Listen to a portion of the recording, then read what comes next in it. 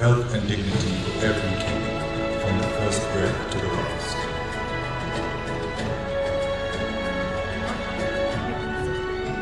But this future is not a promise, it is a project, and it begins today with you. And we start building today. A time capsule travels across all 47 counties, awakening builders and dreamers. Your ideas, captured and preserved. The boldest go into development with seed financing ready.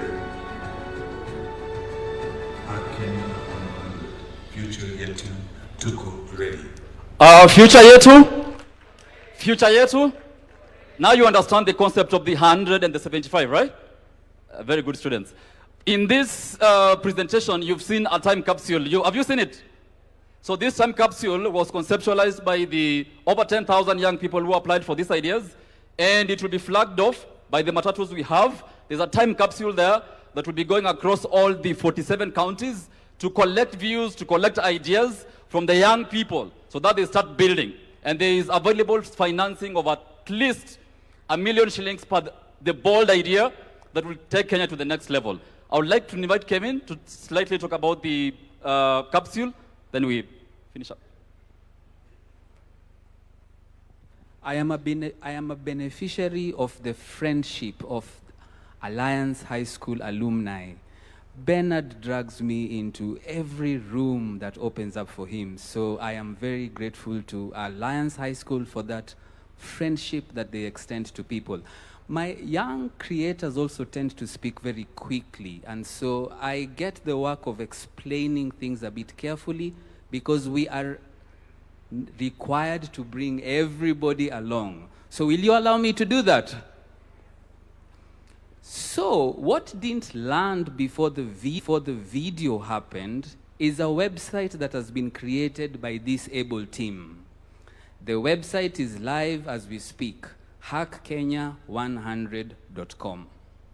This website is being populated and advertised by a group of young people who you may not have met because they are in the far end where there are two matatus.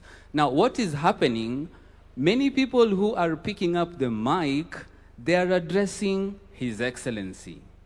What these young people are doing, they are saying, Your Excellency, we have a solution to help because the government cannot create jobs for everybody. And in our presence, we have a 16-year-old who has already announced his intention to eye the same seat. So young people who are in our midst, we must quit asking the government and we must start building solutions. And what this team has done, they have provided a website where if you see a shortcoming in any service delivery, propose it as what they are calling the hack. Are we together so far? So you would be saying, Your Excellency, we have provided a hack. Can we get funding for this hack? Now, these ideas are not limited to Kenya. I need you to know we have a community of over 400,000 Kenyans in the diaspora. In the interest of time, I may not go through all of them. So the hack involves how can we interact with Kenyans in the diaspora? We have very many Kenyans who, many years, we've been exporting our brains. We export our brains from Nyeri, from Kericho. We export our brains everywhere. Somebody said when you're in front of the head of state, there is heat. The heat is acting on me. Allow me to gain my composure. Aya, sawa. So now what is going to happen is that there are communities of Kenyans in the diaspora. How are we connecting with them to link up with them and solve these solutions? Because in our interactions with Kenyans in the diaspora, they want to come back to Kenya, isn't it? You know Kenyans in the diaspora want to come back to Kenya, isn't it? What will they find? They will find these businesses, that they need to expand. And so if you are in our midst and you're following us, that is what Hack 100 is about.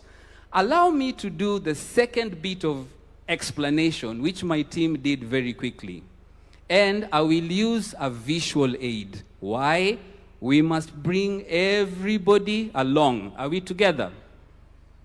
So they mentioned Hack 100, and then they said there is a capsule. So we carried a capsule to be able to explain where the idea of the capsule came from. So a capsule is this shape, and I know it is small. So we carried a bigger one so that we bring everybody along. So this capsule is going to go everywhere where Kenyans are so that you can put your ideas in it.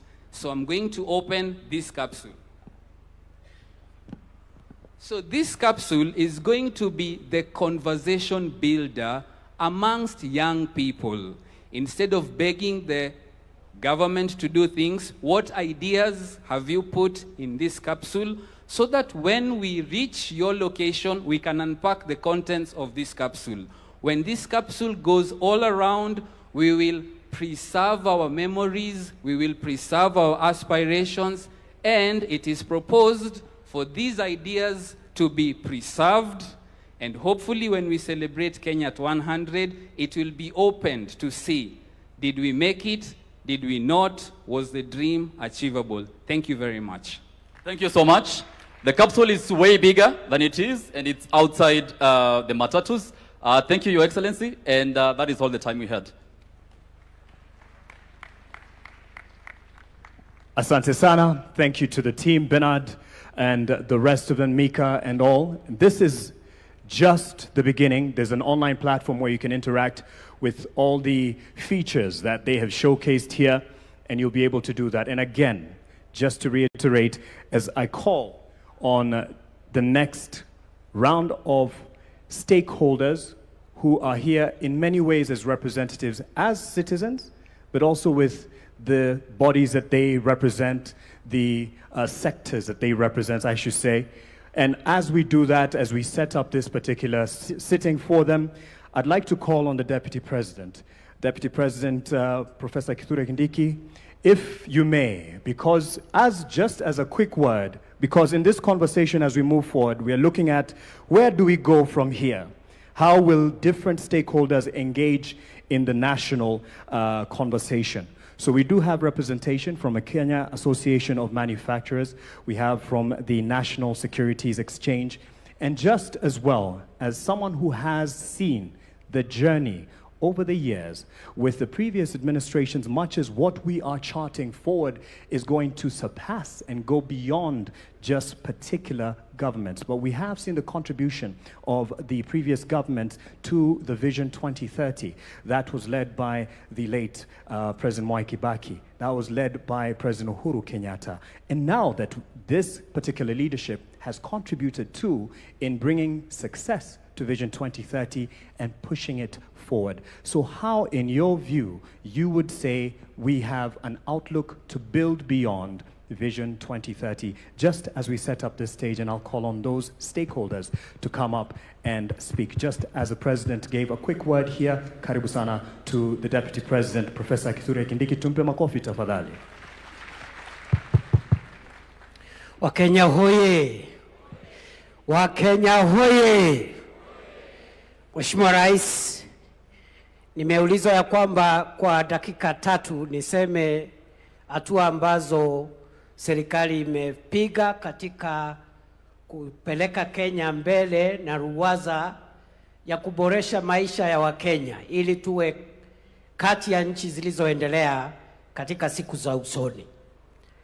I am proud to report on behalf of the government of Kenya that the last 4 years, under the leadership of President William Ruto, we have been able to do a number of things. And I want to highlight some of the steps that we've taken as a country in taking the development of our country forward from where President Ruto found it. Number one, this administration has been able to stabilize our economic fundamentals that underwrite our long-term development path. The pillars of development, agriculture, industry, business, enterprise, and so forth, infrastructure, must rest on strong, stable economic fundamentals. All the indicators are showing to a stable economy, a strong currency. For the last 2.5 years, the Kenyan currency has been stable. We found it at 162, 165 to the dollar. It has been stuck at 129 for 2.5 years, showing economic stability. We have multiplied our foreign exchange reserves from $5.7 US in 2022 to today, $15.1 billion US, the highest foreign exchange reserves in the history of our country. When President Ruto took over, we didn't have enough foreign exchange. And of course, foreign exchange is a factor for international trade and stabilizing the economy. We have also been able to reduce interest rates. We have also been able to be rated favorably, not by ourselves, but by international sovereign rating agencies. Standards and Poor's, Moody's have now upgraded the economy of Kenya to a stable economy. And there are many other fundamentals that I can speak to, including moderating inflation from 9.6% where we found it to now a stable under 6%, and we are still working on the issue of inflation. Of course, on that front also, we have been able to attract last year the highest amount of foreign direct investment in the history of our country, $3.2 billion US. This is a report of the United Nations agency, UNCTAD, last year. And all these things put together are showing a stable economy.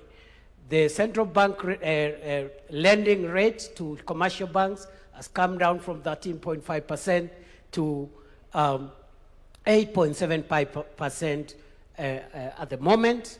The price of government paper, government bonds, and treasury bills has come down, and now that means private sector can access credit and so forth and so on. We have stabilized the economy.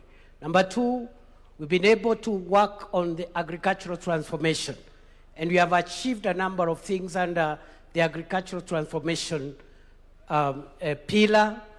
We have been able, for example, to register our farmers. We used to work on guesswork. We didn't know how many farmers we have, where they are, what they grow, the size of their farms, the kind of fertilizer they need. Now we have a register of 7.2 million farmers.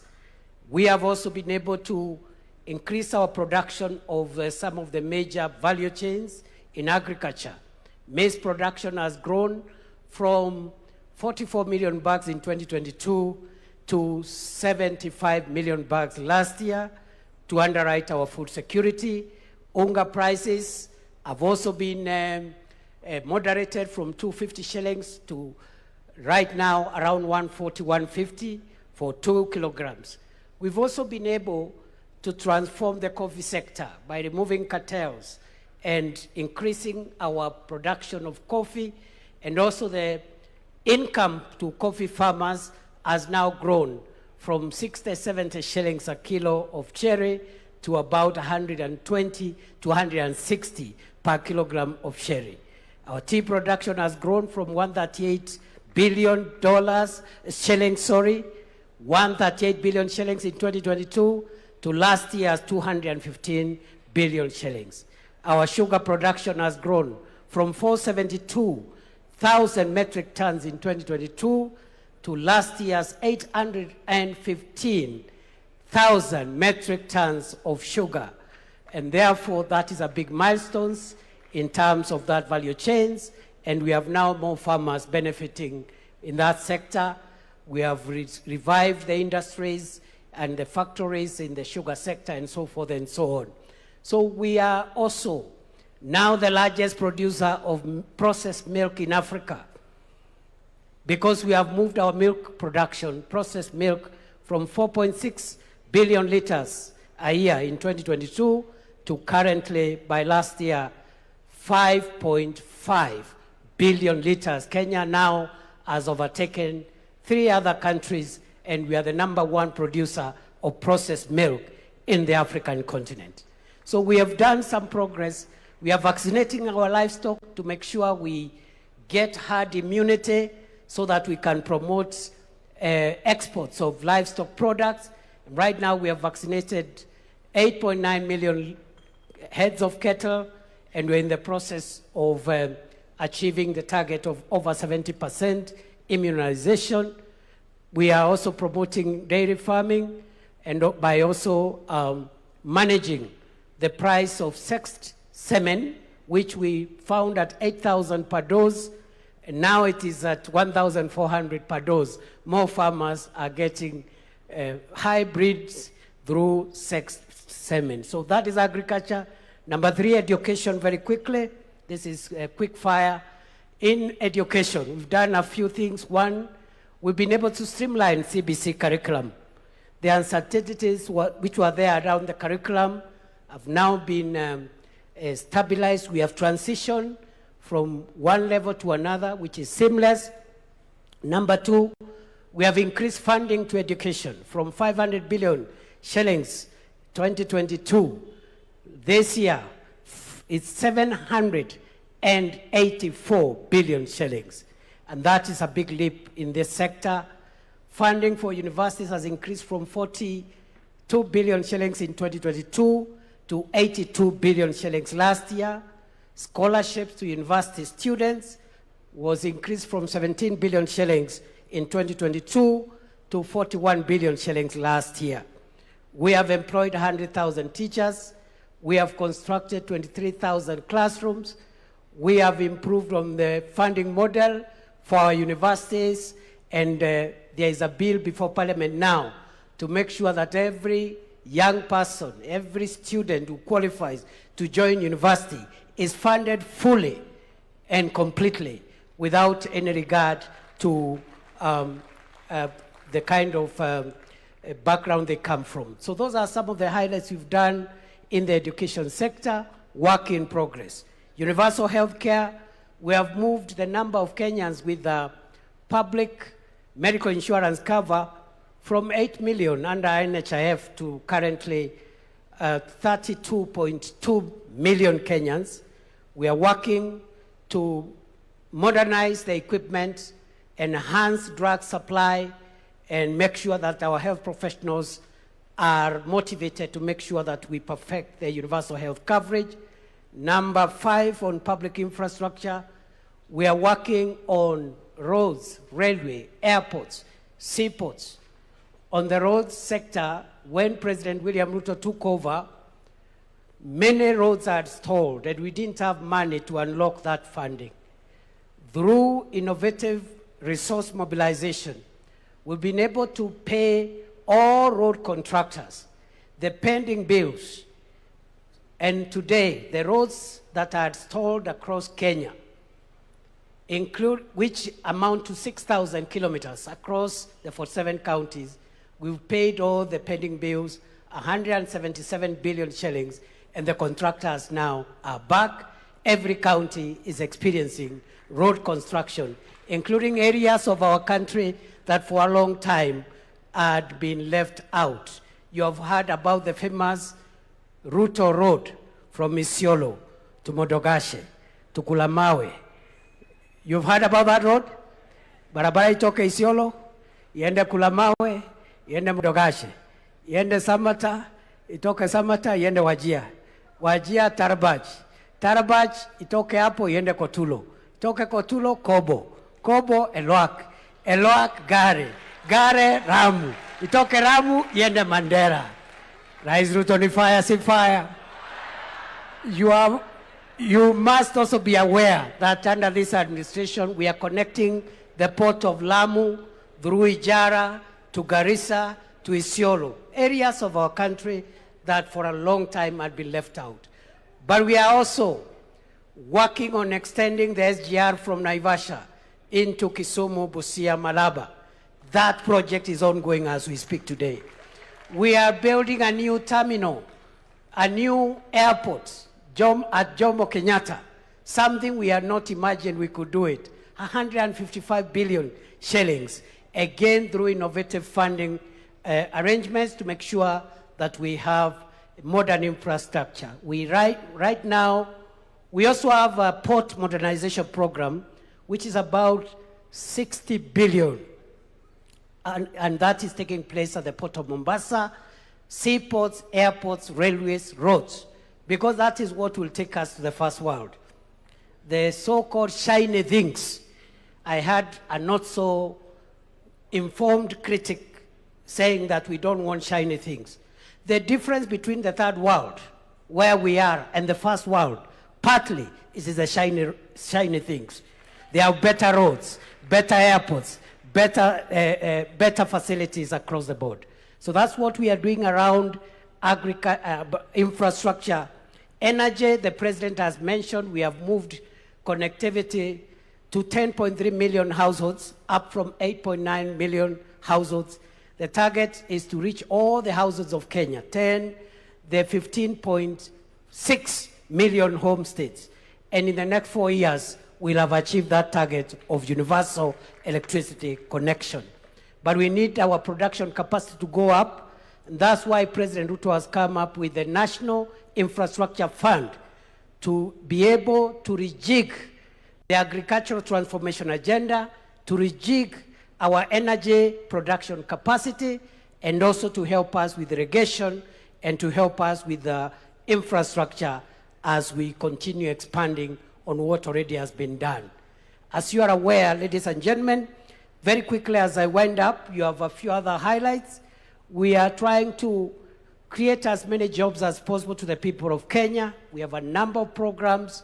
The KICC Ground program through affordable housing, 650,000 Kenyans already working in that space, working towards 1 million Kenyans plus. We also have a Kazi Mtandaoni, about 300,000 Kenyans who are earning a living through digital jobs. How have we created digital jobs? By increasing connectivity of the fiber optic cable. Right now we have built over 30,000 kilometers of the fiber optic cable terrestrially on our land to make sure that we have connectivity, and we are also doing ICT hubs, already completed 382 ICT hubs, and another 416 hubs are under construction to be completed in the course of the year.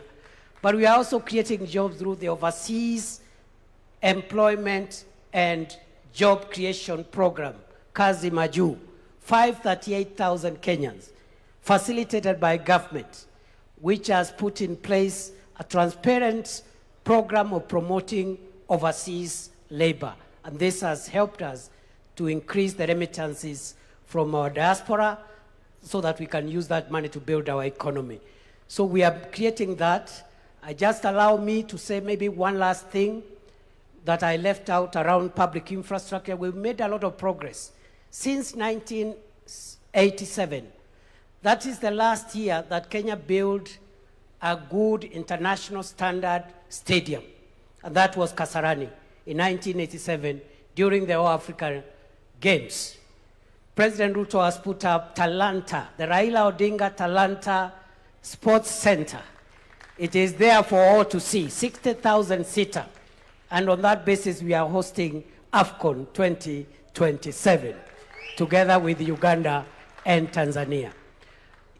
President Ruto's administration has also refurbished Kasarani and Nyayo into international standards. And above all, and most important, President William Ruto's administration is currently building 32 other stadiums across the counties of Kenya. No other administration has been able to improve the sports infrastructure to that level. Your Excellency the President, we have done some work. A lot of work needs to be done. You have laid the foundation. We now, as we have this conversation, we want to see what levers we have to take our country to the next level. And already, the coming into force of the National Infrastructure Fund and the Sovereign Wealth Fund, those two instruments of financial and resource mobilization will take Kenya to the next level. I believe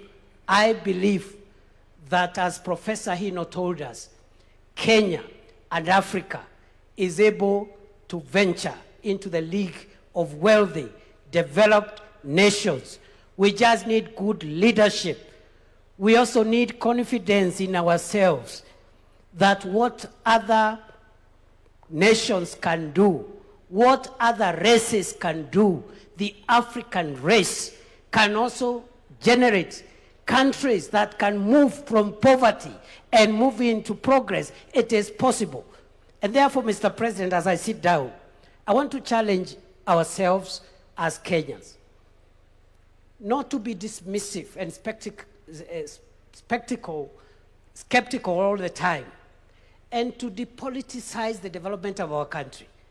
We can politicize everything else. Let us not politicize the development of our country, because if we do so, then we see some of the results that have created the kind of gaps that we have seen. So we need confidence in ourselves, the ability of our nation to rise.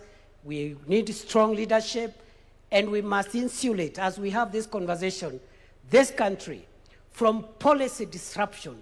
The biggest threat of African countries, the biggest threat of the developing countries is policy disruption, where some of the things that I've talked about have been put in place, but they are disrupted when there is a change of administration.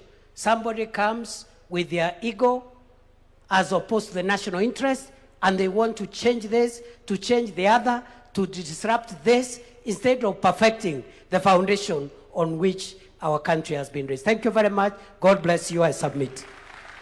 Asante sana to the Deputy President, Professor Kithure Kindiki. As you can tell, many of those points he can even speak in his dream, even as we dream into beyond 2030. So let me talk to stakeholders, at least some representatives who have been in the journey of Vision 2030 and are going to be part of the journey moving past this into 2060, 2063 as Kenya turns 100. So ladies and gentlemen, help me welcome on stage Mugo Kibati, who is the CEO of Telkom Kenya. But for this conversation, what you will find very, very, very key is he has been the CEO of the Vision 2030 Delivery Secretariat and will be lending some hindsight with that. We have the voice of the civil society, and for this, we'll have Bina Maseno, the Executive Director, Badili Africa, wherever she is seated. She's right over there. She's approaching. Please give her a round of applause.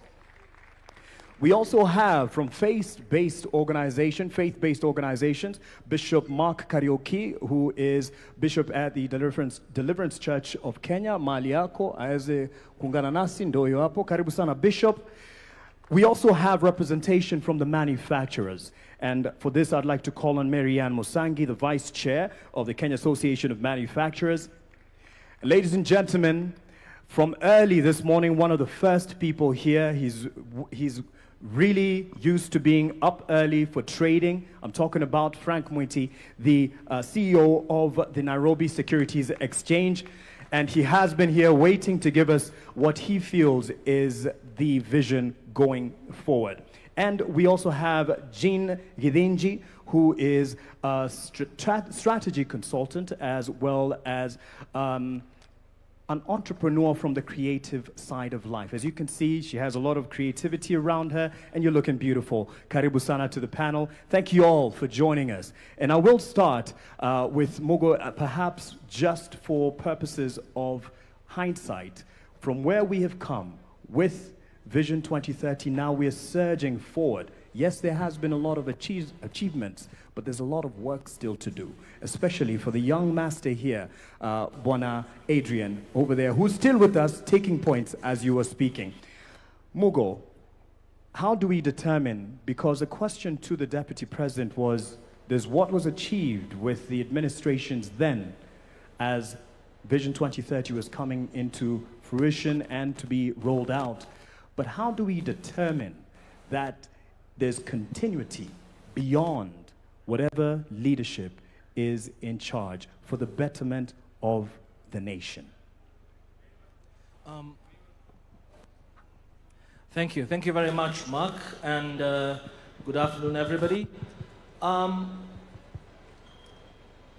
We're now on the 18th year since the launch of 2030, and on MTP4, the fourth medium-term plan. And the Deputy President has done a good job of explaining MTP4 achievements.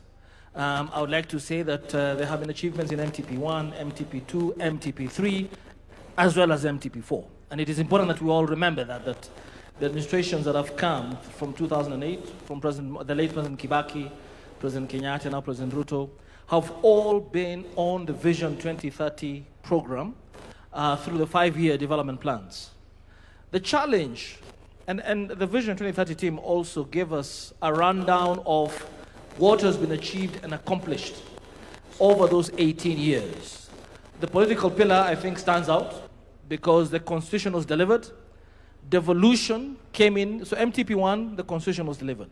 MTP2, we had devolution now finally being enacted. We also had infrastructure developments, tremendous ones from the first MTP to the current MTP. We have had infrastructure developments across the board. There were parts of the, we focus a lot on Thika Highway and the Expressway, but there are parts of this country, I should tell Kenyans, that in 2008 were not reachable. The Isiolo-Moyale Road, for instance, didn't exist. And that not only connected those parts, the northern part of the country to the center of the country, but actually changed economic activity tremendously. Safety along that highway changed everything. So there's been roads and ports and energy. Kenyans were connected in every corner of this country to electricity. What has been more challenging has been what I would call the longer-term transformation projects, whether they be infrastructure, such as the Greenfield Terminal, the airport, LAPSET, Konza, social infrastructure, social projects, which are fundamental to where we need to get to in 2063. You know, Mzee Jomo Kenyatta, I think there was a clip earlier on, at independence talked about ignorance, poverty, and disease. And at the end of the day, whether it be Vision 2030 or 2063 or 2060, and all the projects we undertake, they will not be felt by the Mwananchi unless we deal with those three elements. That's what gives dignity to the citizen. And education, access to affordable quality healthcare, access to affordable housing or security is a difficult social project to undertake, but must be undertaken. And we have had, you saw that the social pillar is not as high up there as the political pillar, because for some of those social programs, funding was a problem. And funding for universal health care, funding for affordable housing, funding for our retirement, our pension fund, funding our savings culture in this country so that we can be able to deploy our savings rather than borrow money for these big infrastructure projects has been challenging and requires continuity. So you find that in MTP1, there was quite a bit of thinking around that, how do we enhance our savings rate to 30%? How do we ensure education, healthcare, affordable housing, and universal? But the political will to really raise the funds was challenging. And that only happened in MTP4, in this current administration. And I know that there have been a lot of debate about the execution, but first and foremost, it's important to acknowledge that as we move into the post or beyond 2030 period, we have done this in this current MTP, forced ourselves. I've been taxed a lot higher than I was taxed 4 or 5 years ago. Why? Because for shared prosperity, And it has got to be shared prosperity. We have to have everybody in this country, wherever they are, accessing those social amenities, healthcare, education, and a rooftop. Now, back to your specific question about continuity. Yes, the challenge has been that with each successive administration, and I'm glad that the Deputy President himself alluded to that, him being one of the leaders of one of the administrations, have not necessarily hewed to continue the programs of the previous administrations. That's number one. Vision 2030 as a holistic program has sort of been lost to the public. So we had the big four, we had the better in the current administration, but sometimes the public doesn't understand that this is part of the holistic Vision 2030. So I think it is important, Your Excellency, that we have, and constitutionally, Article 43 doesn't give us an option for some of these services to be delivered to Wananchi. So I think that we must move beyond the Constitution and create a law, enact a law on national planning and economic development that forces each successive administration to actually continue with the programs that, in this particular case, take us to beyond 2030 to 2063. And if there's a review to be done, because every 5 years, every administration has a right to have its own political priorities. Actually, Vision 2030 was designed with that in mind. Why have an election? You must have your own priorities. But they must be geared towards achieving the national development plan, the national vision. And if any changes have to be undertaken or tweaked, they must be according to the national development plan or economic planning law. And that is why I feel very strongly that this conversation is important, because a robust conversation must be held by the public. The HAC 100 Years group is an example of why we must involve everybody. Because that wouldn't come from me and my generation. That comes from a younger crowd who know how to speak to the majority, the under 35, 75%. So allow me to interject on that point, and you could pass it then to Bina Maseno, the Executive Director of Badili Africa. You've ran for office earlier at 22, I believe, and so you've seen what has happened in successive governments. But in the same breath of making sure this reaches the people, because this is not just a conversation here, it's just starting. How do we ensure that this indeed is owned and bought in by the people, Wananchi? And the president has committed and said, this is not a government project. We are facilitating, but it's not a government project. How do we take it to the people? They own it, because they will take it beyond successive governments. Thank you very much. And thank you so much to the organizers of this particular session. Mark, I'd first of all like to point out two things that I haven't heard, but also appreciate the conversations that are happening. I think just going from what has been presented here in terms of development, I'd like us to interrogate further how we look at development from the traditional sense of it. And so as I sat behind there, of course, I heard about our plans when it comes to roads, when it comes to housing, when it comes to agriculture. I kept asking myself, how useful would that road be if as a young woman or just as a woman, I can't walk on it safely at night? I kept asking myself, when it comes to even us discussing about the 24-hour economy, when we are struggling with the safety conversation in this country, and we're not able to look at safety as an infrastructure. For women in this country, it doesn't matter where you come from, whether it's in the rural areas, in the community, every other day you're negotiating what time you're leaving the house, what time you're coming back home, who you need to share your details with in terms of where you're going. You're taking the number plate of the Uber you're riding on. You're being harassed at the matatu sector. And why I'm saying that is because when you look at the informal economy, and we are trying to talk about investing in the informal economy, if a woman has to negotiate with what time they leave the house, I'll talk briefly, Mark, about my own mother who runs a grocery shop. Yeah, my own mother, will leave the house at 6 and not at 5 a.m. Because her leaving at 5 a.m. means she not only risks being robbed, but she also risks being raped. Not many men think about being raped at 5 a.m. And at 5 a.m., I'll tell you the truth, transport from Kayole to Marikiti is cheaper than taking matatu at 6 a.m. when it's 100. If you take it at 5, it's about 50 shillings.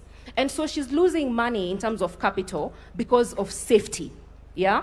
And so when we don't integrate that, when I think about care work, and we've done research in this country, women spend about 4 to 6 hours on care work. And care work is the bedrock, it's the foundation of how this country runs when it comes to economic development. Who takes care of our children, who feeds our children. Most of us are here because someone is managing most of those details at home. I'm comfortable here because someone is taking care of my son at home, yeah? And so when we talk about development and don't expand it in terms of how can we reduce the amount of time women spend on care work, especially if we say they are the backbone of our economy.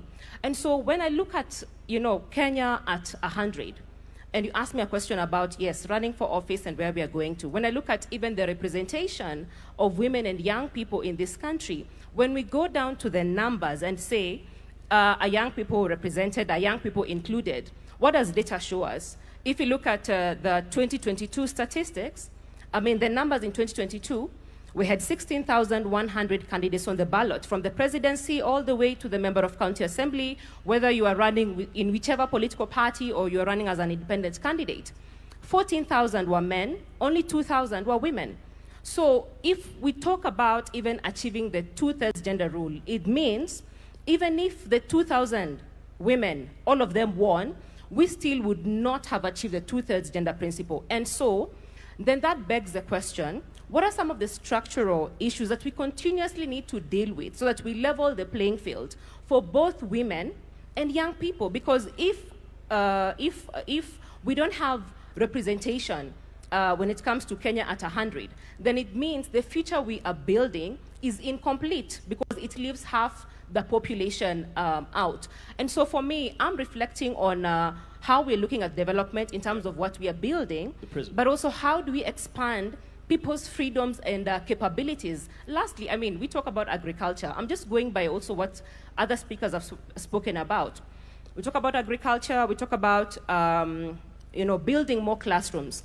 But before a child enters the classroom, their diet is so important because data shows that if you don't have quality diet, you're going to have stunted growth. It has an impact on your cognitive ability. And so even as we think about building other classes, how are we thinking about the nutrition of our citizens so that we can be better in terms of contributing to the solutions of this country, and you're not struggling with stunted growth because we're already at 18% of stunted growth when it comes to children under 5 years in this country. And so for me, I think it's just us expanding the definitions to just not include, yes, infrastructure, but also look at how these other aspects of our lives intersect with development. Thank you for that, Bina. Let's give her a hand for that holistic view and an expansion to the prism at which, and I'm passing it on to Marianne Musangi because she's kind of gone into what you would be looking at, and she's mentioned the aspect of a wider look and perspective of what we term as development. So it's not just the hardware, which 2030 has delivered, Vision 2030, the hardware, the infrastructure, but the holistic environment that brings safety into it. She's spoken to that. But for you, as the vice chairperson of the Association of Manufacturers, what does 2063 or 2060 look like to you, or at least what would you like it to look from the sector that you represent? Thank you, Mark. I think we're all here to fight for a space and a seat on the table. I think it's very clear that all of us do need to have a seat on this table as we develop this Vision 2060. A vision needs to be bold and audacious. And if it's not bold and audacious, the country just won't move forward. Coming from representing Kenya Association of Manufacturers, the manufacturers, watu wangu, watu wetu, I've been sent here to say our vision for the manufacturing sector is to be the leading manufacturing nation in sub-Saharan Africa. Why is this critical? This is critical because currently today, the manufacturing sector has stabilized at the 7% mark contribution to GDP. Some may look at the glass half empty and say, oh, you're not growing. But you know what? We've been resilient. We have sustained at least that 7%. How do we grow to the next level? And why is it important we grow to the next level? It's important because even though we only contribute 7% to GDP, we actually contribute 16% to revenue KRA collections in terms of industry. We are one of the largest contributors when it comes to taxes. Employment, manufacturing sector is the second largest employer after government in this nation. So you can see, if we were to move from the 7% mark to where Singapore or Vietnam is, which is the 20% mark of their GDP, we're talking about employment of, direct employment of over 2 million people, if not higher, on an indirect perspective, because indirectly, we create traders in the field. We create the matatu industry because we're the ones manufacturing the matatus itself. We would be far larger with regards to employment. And what does development mean in terms of a nation building, industrialization? It is driven by the manufacturing sector. And we can look at the history of that from many countries. The manufacturing sector is extremely critical. So truly, I am here to say that manufacturing does require a seat on the table because we impact all these industries, whether it's through backward integration. She talked about looking at nutrition, levels of nutrition. How do we add value to the foods that we grow? And not only that, how do we take that food and export it to China, export it to Spain, export it to the US? We have trade agreements with 70% of the world. Are we currently taking advantage of those trade agreements? No, we're not. Not even a third of that is being leveraged today. So what am I saying? The infrastructure is in place, but it just needs to be looked at. It needs to be prioritized from the top, from the leadership, that manufacturing must be developed. We must support the people who have been here since the 40s and the 50s. We have local families who have been here for a long time. How do we support those to show that this industry can thrive? Because when that situation looks beautiful, that's when others are attracted into it, right? And as it grows, it will also be able to pull in the small-scale enterprise workers, the small-scale, the mzee who's chonga ingado on the side of the road over there, the lady who in her kitchen is doing personal care and beauty products. They will then be included in the full economy and the industry to grow this nation. Thank you. Thank you for that. And yes, as we look at a 2060 or 2063, you'd hand it, oh, he already had a mic, but just keep it handy in case there's a audibility issue. She's looked at a figure, 7%, which we can do better. Some may look at it half full or half empty. I'm sure you're looking at your glass as half full, or actually more than full than empty, based on your accolades in the recent years. As CEO of the Nairobi Securities Exchange, there is quite some achievements that you have gotten over the years. However, what do you want to guarantee as an environment to ensure that we keep it on the up and up? Not just sub-Saharan Africa, even globally, we have been given our credit where it's due. So what do you see availing a brighter future for the Nairobi Securities Exchange? Thank you, Mark. I'm going to mention 3 things, and that will probably confirm why I was here very early in the morning, seated and waiting for this dialogue to happen. But I will start by confirming that, in fact, the Nairobi Securities Exchange, as part of the larger capital markets ecosystem, has benefited quite a lot, both from Vision 2030, as well as the current administration led by His Excellency. Case in point, just 3 weeks ago, we crossed a historic milestone in our market capitalization, 4 trillion shillings. Okay? Earlier this year, as at end of June, the NSE was ranked number 4 in the world, ahead of the likes of Singapore that we aspire to. The only African country that was ahead of us was Nigeria. Otherwise, the people we are competing with is now Japan and Taiwan. On top of that, the previous year, 2025, the NSE was second best performing behind Egypt in Africa. The year before, 2024, we were the top performing exchange in the continent in dollar terms. Now, there's something that is important to actually share with people that they may not know about matters capital. You will know that capital likes return, capital likes dividends, capital likes profit. What people sometimes forget is capital is actually a coward. Capital is a coward. Part of my role leading the exchange is to go out there and speak to investors. There are 3 things that usually happen when you go to interface with serious investors. Think about the likes of BlackRock, Vanguard, Fidelity. These are big boys managing trillions of dollars, bigger than economies of Africa combined. They give you 1 hour, only 1 hour.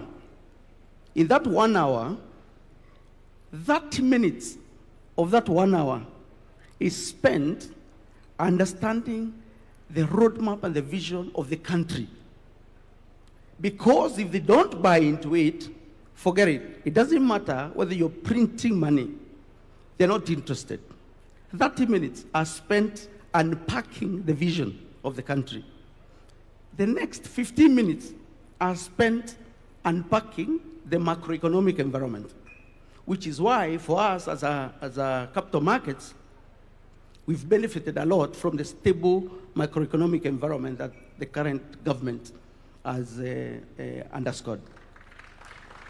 The next 15 minutes are spent really confirming whether there is listed companies that they are interested in coming into. So for me, the reason I was here very early in the morning is because I know the dialogue we're having today and the vision we'll craft as a country will tell capital whether to invest here or to invest in a neighboring country. And interestingly, that's not just capital out there. Even local capital here, pension funds, insurance companies, Mugo's money, your money, if you think that you believe the neighboring country has a better vision and a better roadmap, that's why you'll deploy capital. So why do I say capital is a coward? Because the minute capital thinks you don't have a plan, or you're unstable, or you're undecided, it votes with its feet and it goes. Number 2, we are here to craft 2060. But today at probably 2 p.m., when we finish, His Excellency the President will stand up, we will also stand up, and we'll sing the national anthem. Pay attention to the last sentence of the first stanza of our national anthem. For those of you who are aware, it says, "Plenty be found within our borders."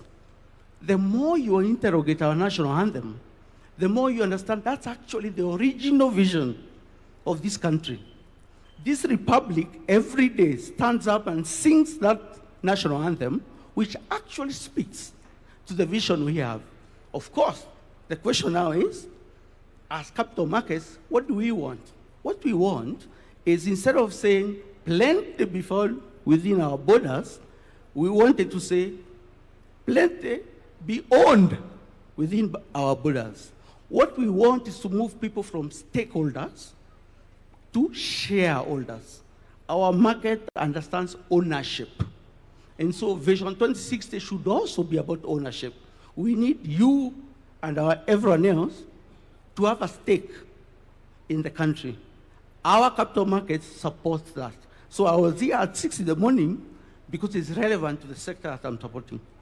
Thank you. Thank you for that perspective. And it will be a perfect segue, because Jean, you'll have the last word on this in terms of where we're going. The national anthem is in many ways a prayer. As bishop, you lead many in prayer. As you pray for this nation as well, but you lead others in praying for the nation. And he's spoken about ownership, which is what he looks more forward to, shareholding. And this national conversation goes nowhere if it doesn't have ownership with the Mwananchi. In your view, since you're used to preaching the gospel, getting to our hearts, and I believe by the true gospel, Bishop, how do we get it to the corners of this country and preach that gospel of this national conversation and get more converts? Thank you very much, Mark, my namesake. This is a very important conversation because they told me that the strength and the height of any building is dependent on the foundation. So if the foundation is not right, the building will eventually crack. And this conversation is taking us to our vision. Vision is so important that the scriptures have said that where there is no vision, people perish. So if we don't have a vision as a nation, we will perish. Now, so that we get to our foundation, what do we need to do, or what is our foundation? You will agree with me that many people don't know how to think beyond their lifetime. We just think about this moment when we are here.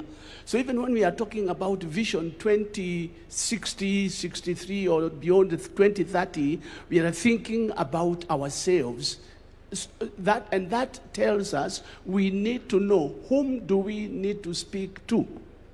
And the people we need to speak to is to go down to our children, those who will be alive at that time, so that we don't ignore our youth.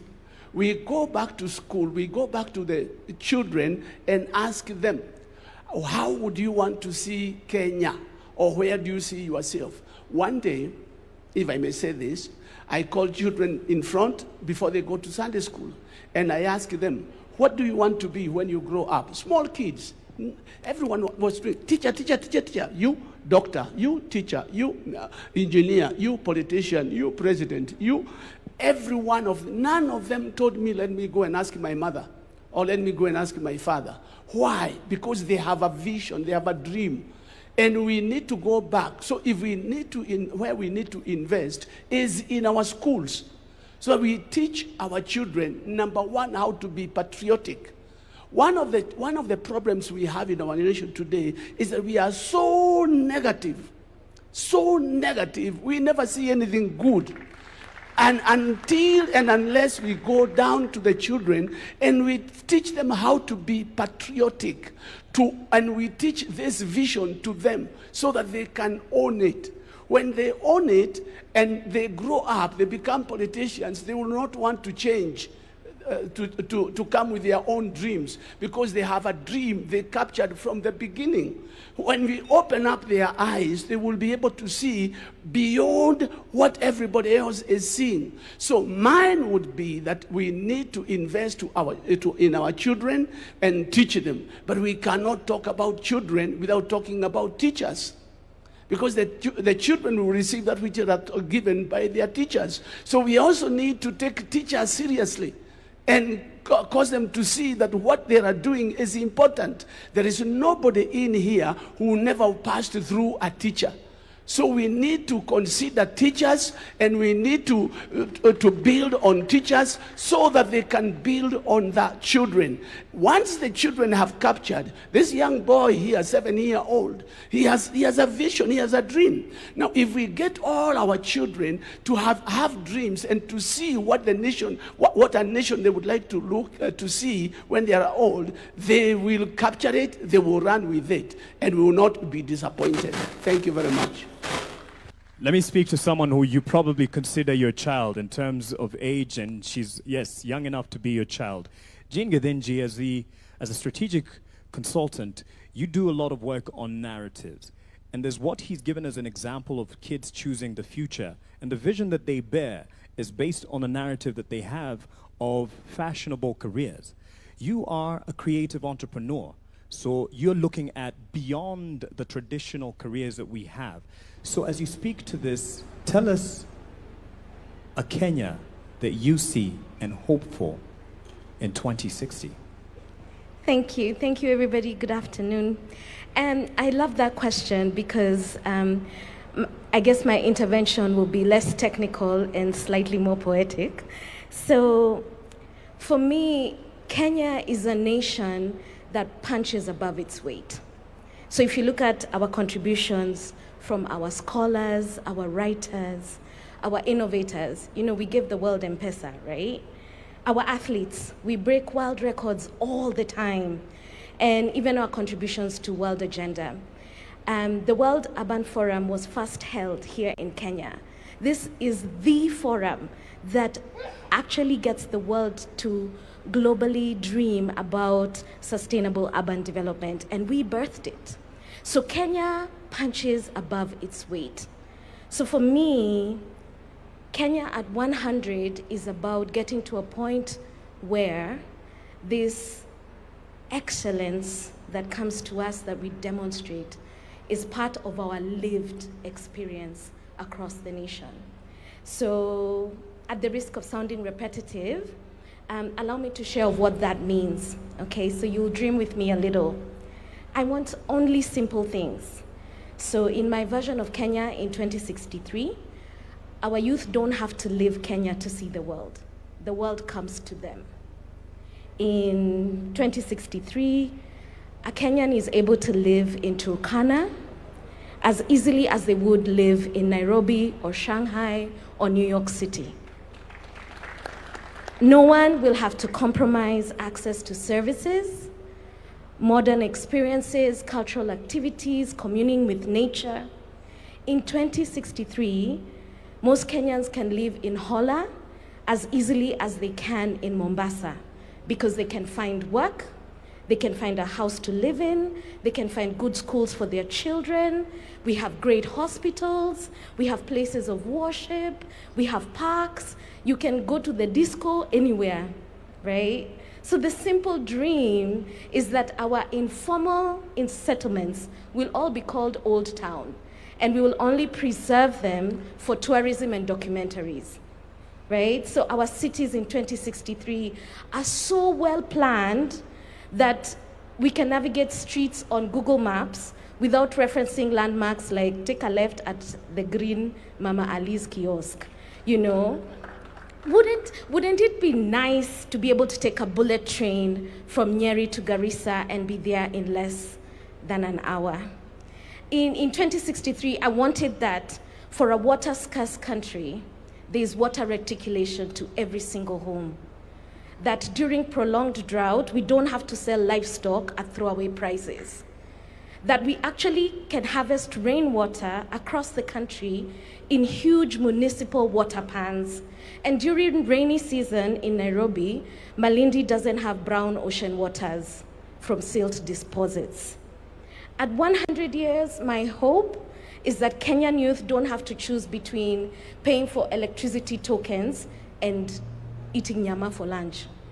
Wouldn't it be nice not to be afraid of AI taking young creatives' space, but we have the conversation about optimizing it? Wouldn't it be nice to not have to stay at a job you hate because you're so afraid that you won't find gainful employment if you leave? Wouldn't it be so nice not to have to go to India for specialized medical treatment? Or have to join a WhatsApp group to changia someone to go to South Africa because we can't treat their cancer here? It's tragic to me that most families are only one bad illness away from financial ruin, and that working young Kenyans have to deal with black tax and supporting thousands of relatives, okay, it feels like thousands, because the state is not able to roll out social safety nets. I would love for our country to be able to take care of its aging. I would love to receive an actual refund from KRA like the way IRS in America does. Wouldn't it be nice not to have to choose between a career in corporate or creative space because you earn a livable wage either way? I have to be a msanii on the side to my strategic job because I like nice things. It would be nice to have that option without having to split myself. And I know so many young people feel the same way. But wouldn't it be nice not to complain about education all the time? That we have people who are able to work in their workplaces with discipline. Wouldn't it be nice if we didn't have Kenyans taking advantage of one another? If we had a value system that allows us to grow with integrity? Wouldn't it be nice to walk at night at 2 a.m. and not fear being robbed, or walk in Tao with my cell phone and it will not be thieved? Wouldn't it be nice not to have to march in cities to end femicide because our systems deal effectively with violence against women, or even against our old aging parents, many of whom are being killed by younger relatives so that they can sell the beach plots and the farms? Wouldn't it be nice to live in a Kenya where you can sleep in comfort? That if there was a country that threw us missiles, we have the best anti-missile, defense systems? You see, I really just want simple things. So Kenya in 2063 for me is not about abstract plans, right? It's about making sure Kenyans experience excellence in everyday living. So this plan for me is about putting in place the systems, the mechanisms, and even a collective consciousness that can deliver this vision and many others for generations to come.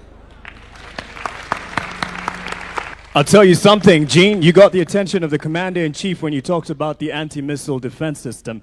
That's something that definitely has your attention. What next is what we're talking about. This is not conclusive. As much as we will be inclusive in engaging you in the conversation, those who are watching at home, online, what next is the big question. And as a segue, Bina, I'll hand it to you because as a voice within the civic or civil society space with Badilika Africa, you're very passionate about engaging, giving everyone a chance. Is it the way of having a multi-sectoral team? Is that the way to go? And these are suggestions. No one is wrong. No one knows it all. Not anyone seated here, not Ndi, not anyone. We don't know it all. We're here to share and help each other. And as we do that, as you give us that, what do you think? Is it to give everyone a chance in this conversation?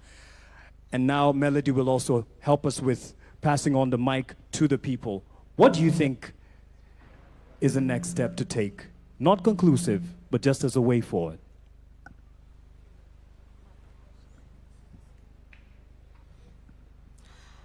Thank you so much. Thank you. Is it okay?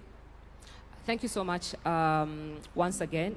So 2 things that I'm reflecting on as you ask that question is that first, even as we look at taking these conversations to the counties, it's just not about decentralizing the conversations to the counties, but democratizing yes, that word at the county, to ensure that the conversations we're having at the county, how inclusive are they? who are we missing in the room who barely attends conferences? Who are we missing in the room who does not belong to a political party or belong to a CSO conversation? Because even as we spoke about the work we do at Badili. So the fact that we even focus on taking some of these conversations to the salons, you know, and we make sure the person who's braiding your hair, because they're spending 4 hours with you, are they having these conversations? What are their concerns? Because for them, they can't come here because they need to earn a living. In the spaces where we spend our time, at the barber shops, the person who shaves your hair, because they always say men are so faithful to their barbers than even their own partners. But do they understand this particular conversation? Because you guys do a lot of banter, political banter in those spaces. So how are we bringing them in? Or how are we taking those conversations there so that we can actually harvest information on what they really, really want, you know? When it comes to young people, and of course, I'm very happy that, you know, we have students in the room today, like we have young people in the room. We just have people picked from different sectors, which is very, very important. So who convenes at the county? Or who convince this gathering is important,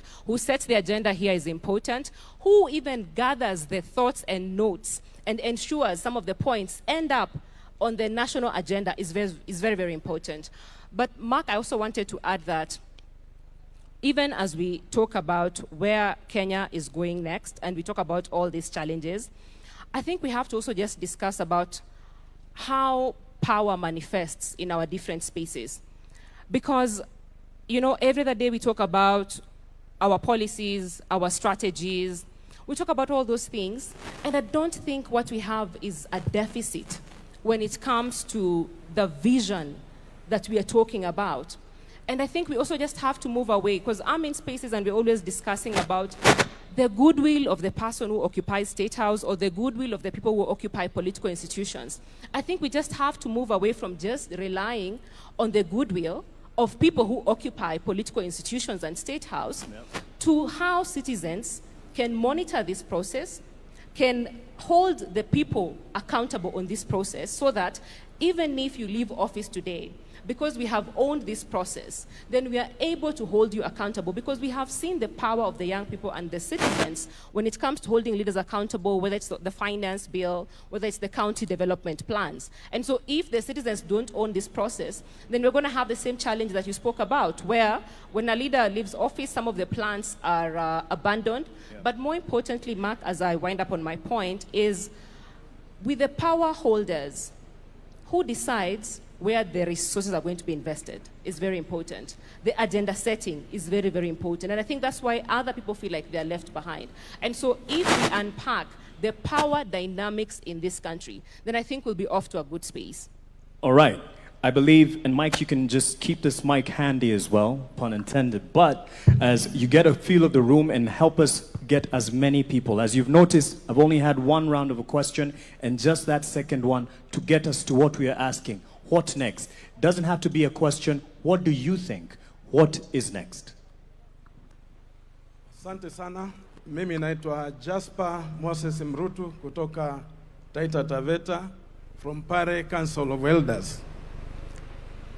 Pare Council of Elders inasimamia wapare ambao wametengwa kwa miaka mingi sana. Mimi katika kwenda mbele, manake mambo mengi yamezungumzwa, nitaongea kwa bullet. Mapendekezo yangu ni kwamba in 2063 I envision a nation that is developed in whose development is anchored in the Constitution and more specific in the Bill of Rights. Second, I envision 2063 a nation built in foundation of socio-economic inclusion of all communities and groups, including minority and marginalized communities of Kenya. I envision a nation that strengthens, a nation strengthened with the cement of affirmative action for the minority and marginalized communities in Kenya and other disadvantaged communities. I envision a nation with citizenry and leadership that respects and adhere to its own plans, rules, and policies. That is discipline and integrity. Thank you. Asante sana, nitaenda nyuma kidogo. Asanteni kwa upande huu. Nitaenda nyuma kidogo kwa vijana pia. Kuna kijana hapa. Mruhusu. Ukielekea, maybe we'll take one from here and kindly keep it as short as possible. We have so many people and would like to contribute as much as possible. Let's also concentrate on what next. What do you see as the next step? Thank you so much. Kwa majina naitwa Mwanza, son of Mwanza. Mimi ni kijana wa Mukuru. Wengi wameongea Kizungu, mimi nitaongea Sheng.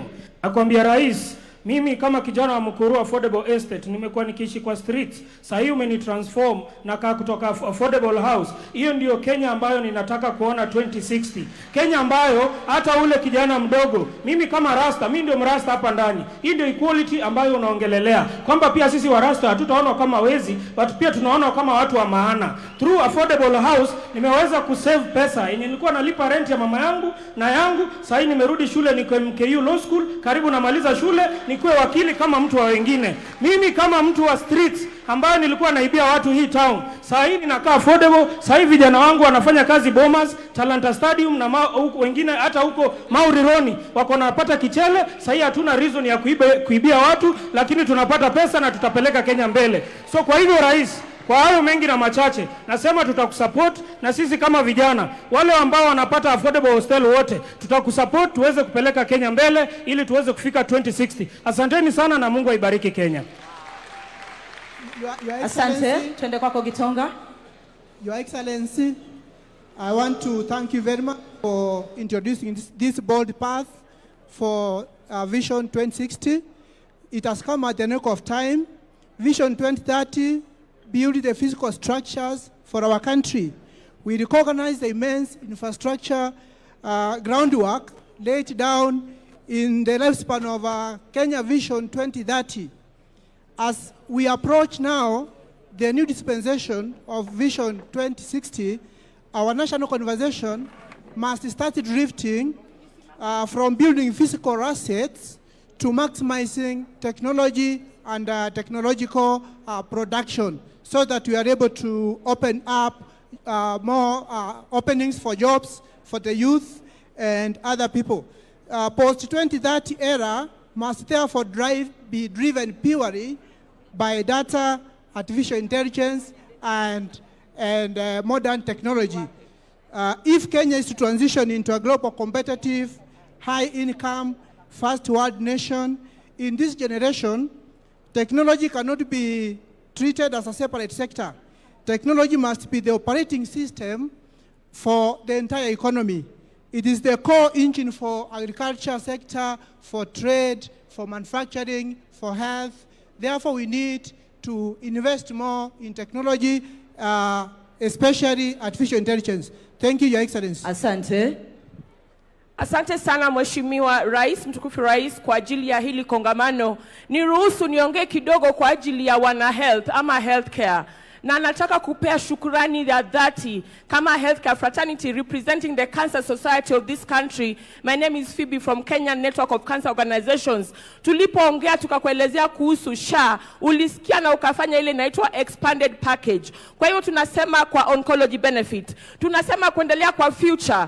Tungependa kuona future ambayo hospitali inaenda kwa wagonjwa na sio wagonjwa kukuja kwa hospitali. Hiyo inamaanisha nini? Kuhakikisha kwamba primary healthcare, prevention na primary healthcare imesisitizwa pale mashinani, kwa sababu already tuko na wale wanaitwa community health promoters.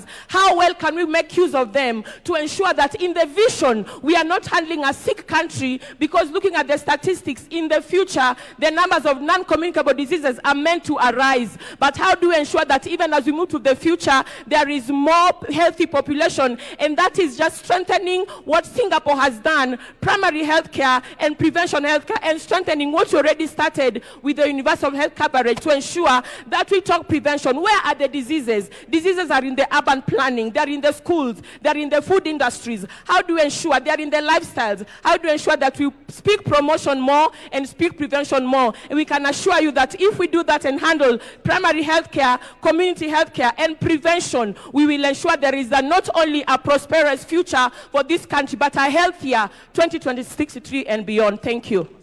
Asante. Jambo jambo Kenya. Melala, jambo jambo Kenya. My name is Rosalyn Alionya from Kakamega County. I'm a young person from the ODM party, and I'm privileged to be here. Now, in the Azimio manifesto in the previous election, my party leader had an idea of having one county produce one product. And I'm seated here wondering, if my county Kakamega produces maize, why is it that we have maize milling farms in Thika, we have maize milling farms in Nairobi, and not have those maize milling farms in Kakamega, so that those farmers and their children also, apart from doing the agriculture, they can also take part in the processing of the sugar and the selling of the sugar. And if we devolve this development project that we are talking about, we'll be able to create more jobs even in the marginalized communities. So if we can be able to look at this issue of one county, one product, it will be a great deal. Lastly, I've heard Professor Hin from Japan talk about us focusing on childhood education.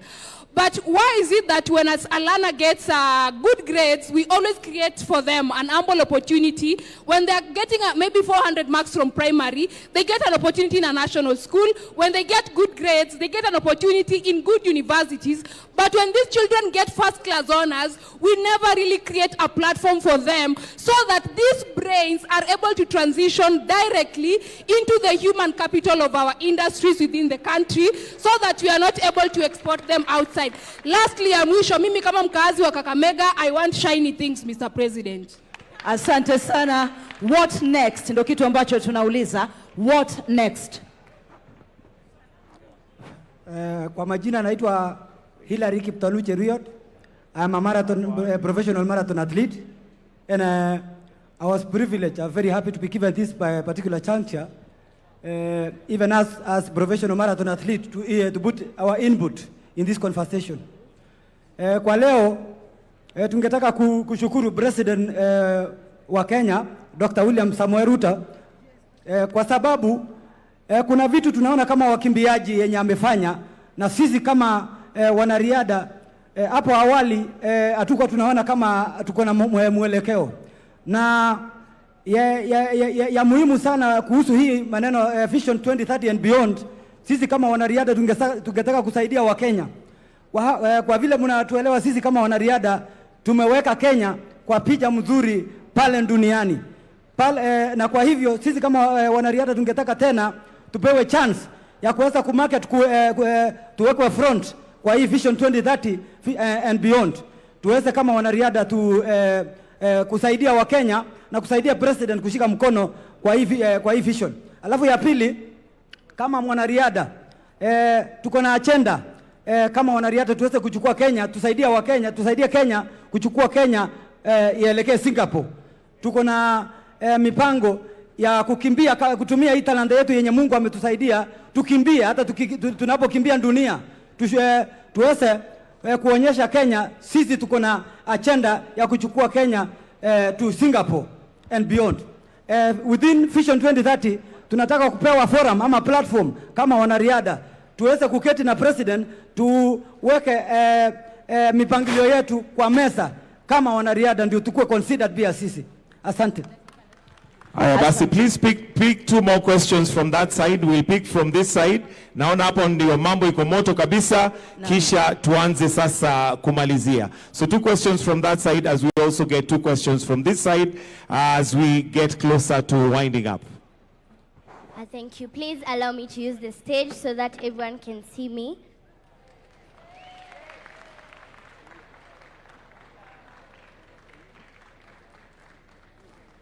Thank you. To everyone present, good morning.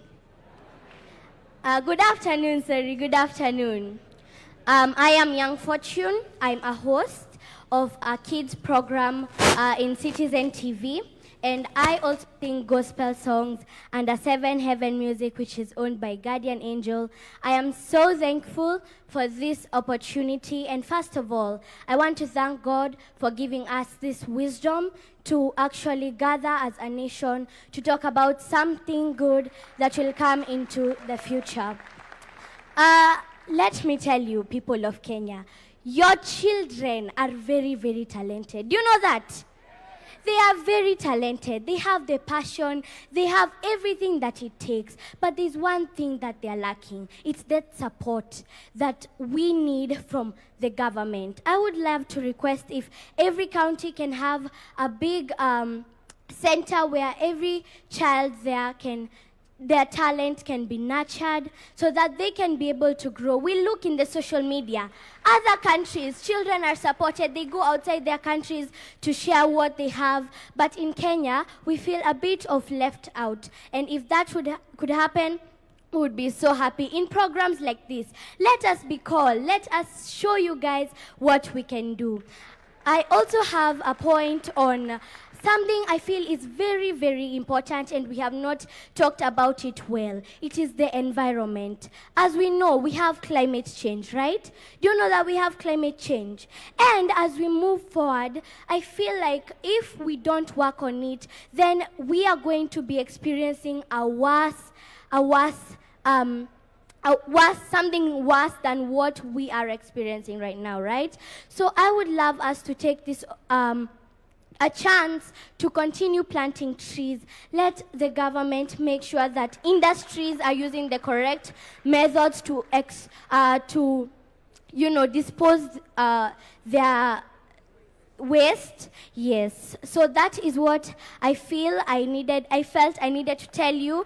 Thank you so much for this program. It is very, very helpful. You are building our country, and we feel that we are seen. May God bless Kenya, and may we all work together towards achieving this. We have a question on this side. One question, Mark, on this side.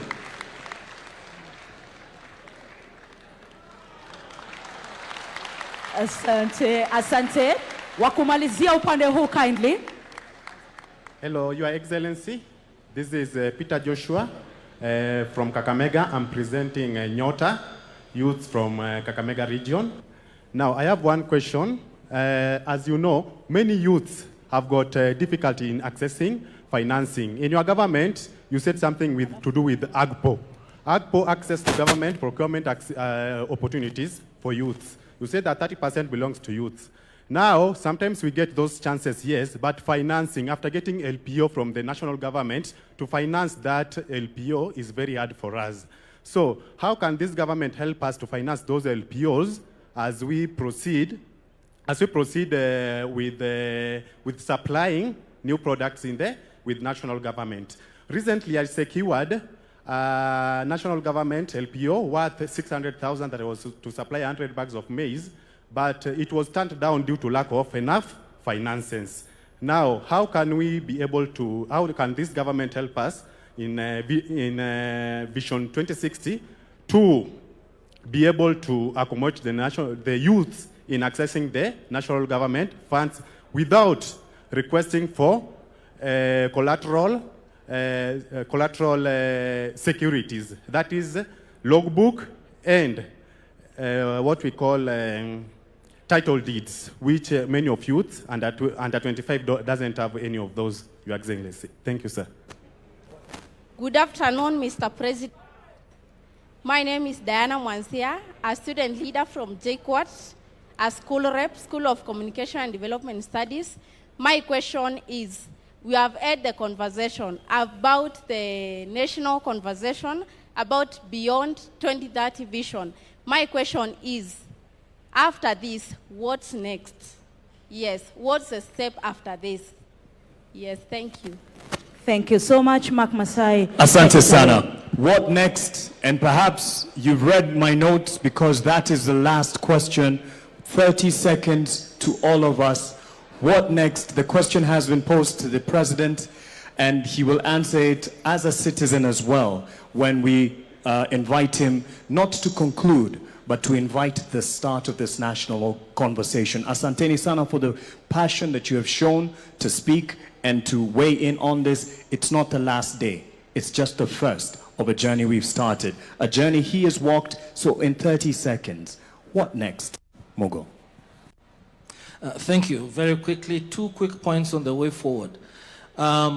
Learning from the lessons of Vision 2030, the challenge of continuity. I want to reiterate the notion that we do need a national law that entrenches Vision 2063. And for that to happen, because you can't ring-fence budgets and performance management to specific flagship projects without that. That's a lesson that we've learned. We need to do that. But for that to happen, we need a robust conversation, a robust national conversation across the entire country. And hopefully, just to take Professor Hino's suggestion of a committee of experts, that committee of experts must be properly constituted, credible, independent, be able to elevate the discourse about politics, and most importantly, engage the public through different mediums or media. The younger generation, as demonstrated by the Hack Kenya 63 group that came here, is an example of many ways of engaging the public. So the committee of experts will have to find a way to engage that type of a public as well, and those diverse media, and be able also to carry the conversation to differentiate between the long-term objectives of Vision 2063 and what is immediate, because what's clearly emerging is that we've got immediate needs that must be addressed, but at the same time, we must think about the future of this country. Thank you. Thank you very much. I think for me is to say that Kenya at 2063 does not just look at housing in terms of building more homes, but how safe are we in those homes? Not just more roads, but how safe are we when it comes to using those roads? How inclusive are those roads when it comes to even people with disability accessing those roads? Not just bora kazi, but what is the quality of the work that people are doing?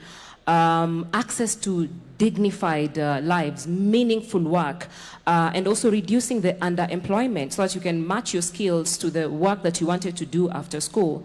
Kenya at 2063 is able to redistribute care work, is able to reduce the amount of time our caregivers are spending on care work, and they're able to take that time when it comes to development.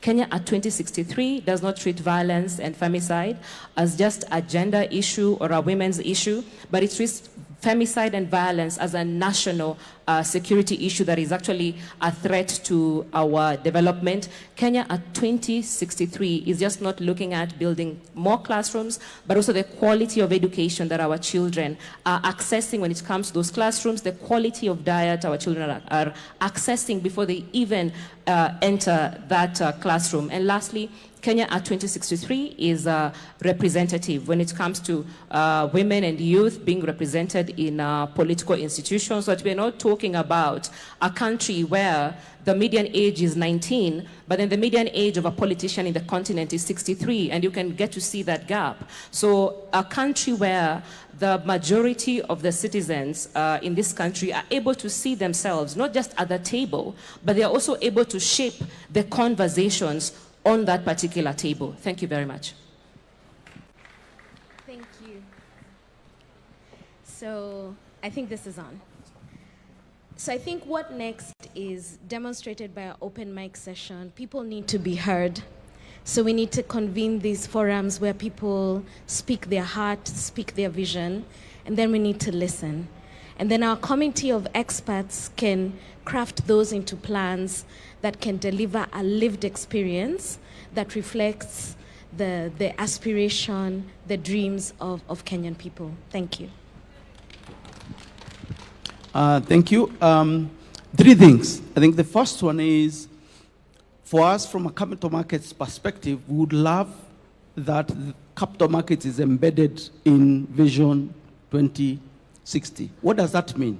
What that means is that every Kenyan, if you have a business, if you have a project, you are able to actually come to our market and raise capital seamlessly without friction. We need to make that possible. Number 2, we need to be able to democratize wealth. Why? You know, I keep going back to our national anthem because I truly, truly do believe it's our regional vision. The national anthem talks about farm may we stand to defend. People will only defend something they own. In order for us to be able to defend the vision in terms of its crafting and implementation, we need people to own both the vision as well as the underlying resources that go to making the vision a reality. And then the last thing is, we actually want to have more listings in our market. We want to have more privatizations. And the government has done a fantastic job of enabling that to happen. Case in point, the Kenya pipeline. But we want to have more of these homegrown businesses listed on the exchange. That way, every Kenyan has a stake. Once Kenyans have a stake, it's much easier and better for them to defend the vision and actually carry it through, whether there's change of government or not, whether there's political ebb or flow, but then the vision stays. Lastly, Mark, we need the vision embedded in law. There needs to be a legal framework that captures the vision and embeds it in law. Number two, the implementation of the vision needs to be institutionalized. We can't leave it to chance. Number three, it needs to be audited periodically so that we course correct when we are off the vision. Not just at the tail end. Marianne. Thank you. I think what is important, every bus needs a driver to move the bus forward. So what needs to be identified is who is the driver. Who will this committee report to? Is it Adrian? And I'm very willing to vote for Adrian to be the leader of this. Because there must be accountability. So identifying that for me, I think, is most critical. Excuse me. The other thing I want, the enablers must also be looked at in the process. It's my voice. Thank you. Oh, sorry. The enablers are very critical. Policy must support strategy and not the other way around. When we develop policies, it's in order for the strategy to work so that we can achieve the objectives. Sometimes we forget. We develop policy and then the elephants on the ground are struggling to determine where do we go. Thank you. Foundations. Building the foundation.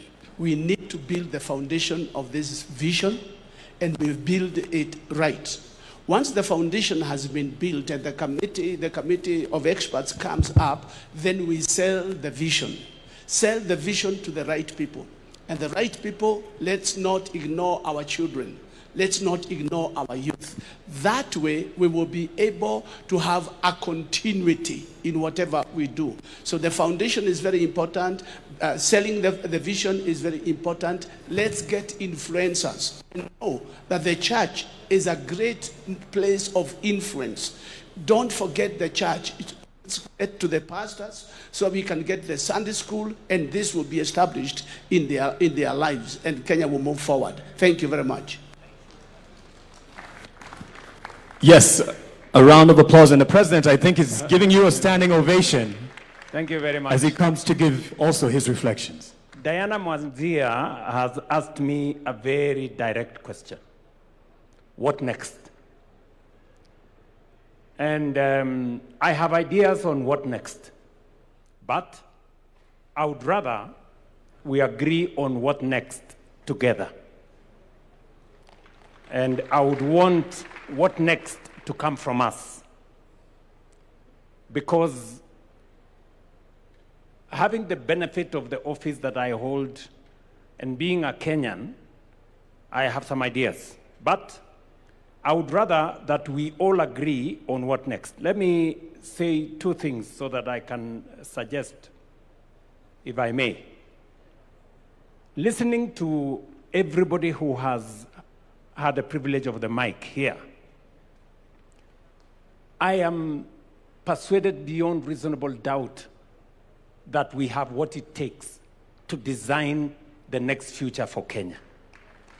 Listening to the young people here, listening to people from the private sector, listening to the tech community, listening to the civil society teams around this table, and all the other professionals, it is clear to me that we have what it takes to think about the future, that Kenya cannot afford to drift into the future. We have to have a plan for that future.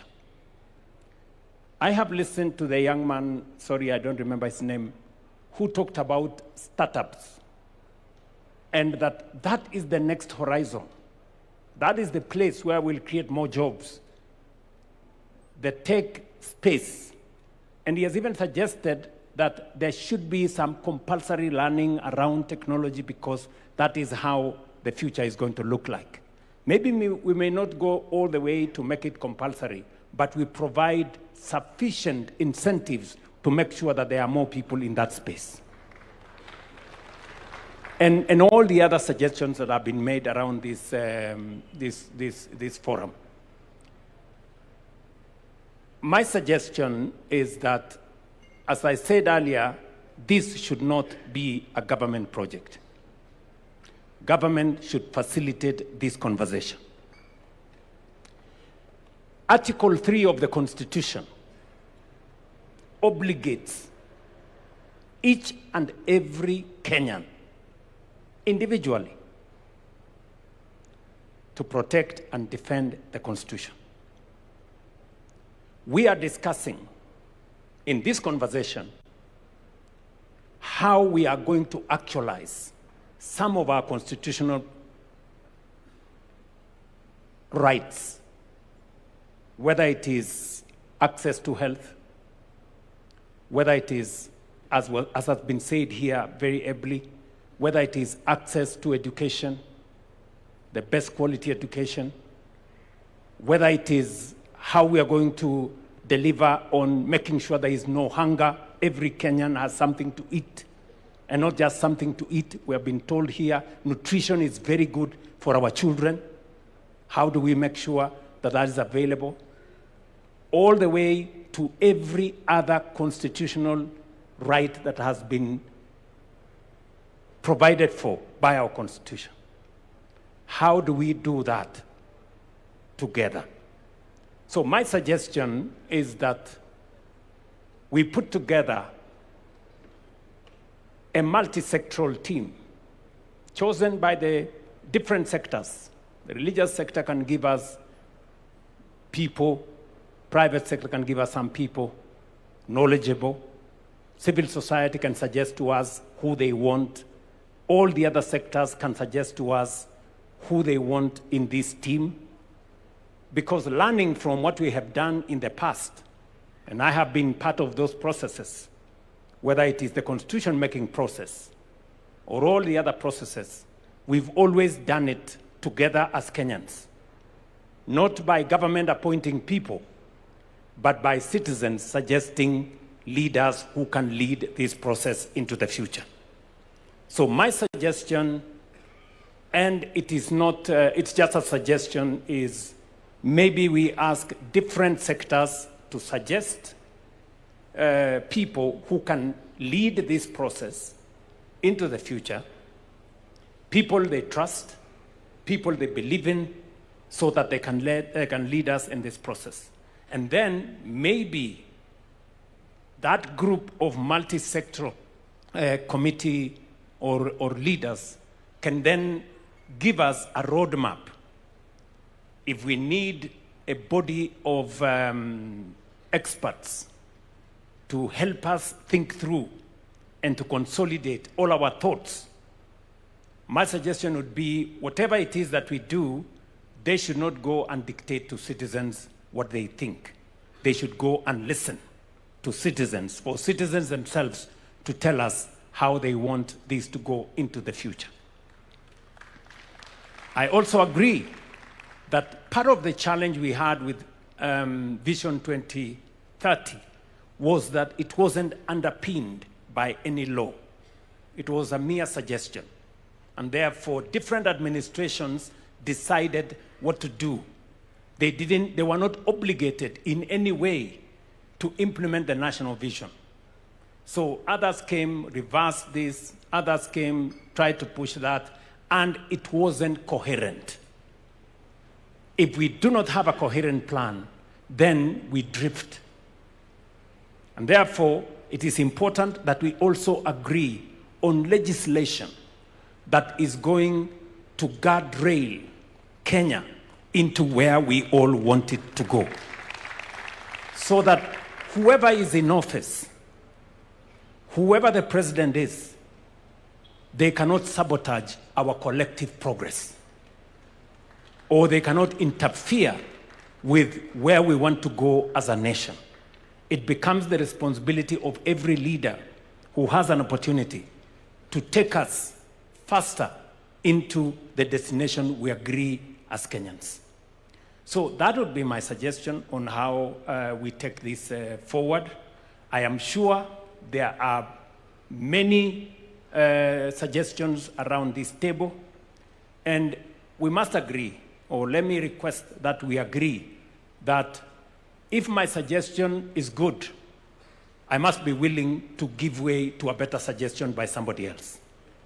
And if that somebody else's suggestion is better, they must also be willing to give up to the best suggestion so that we can all move forward together.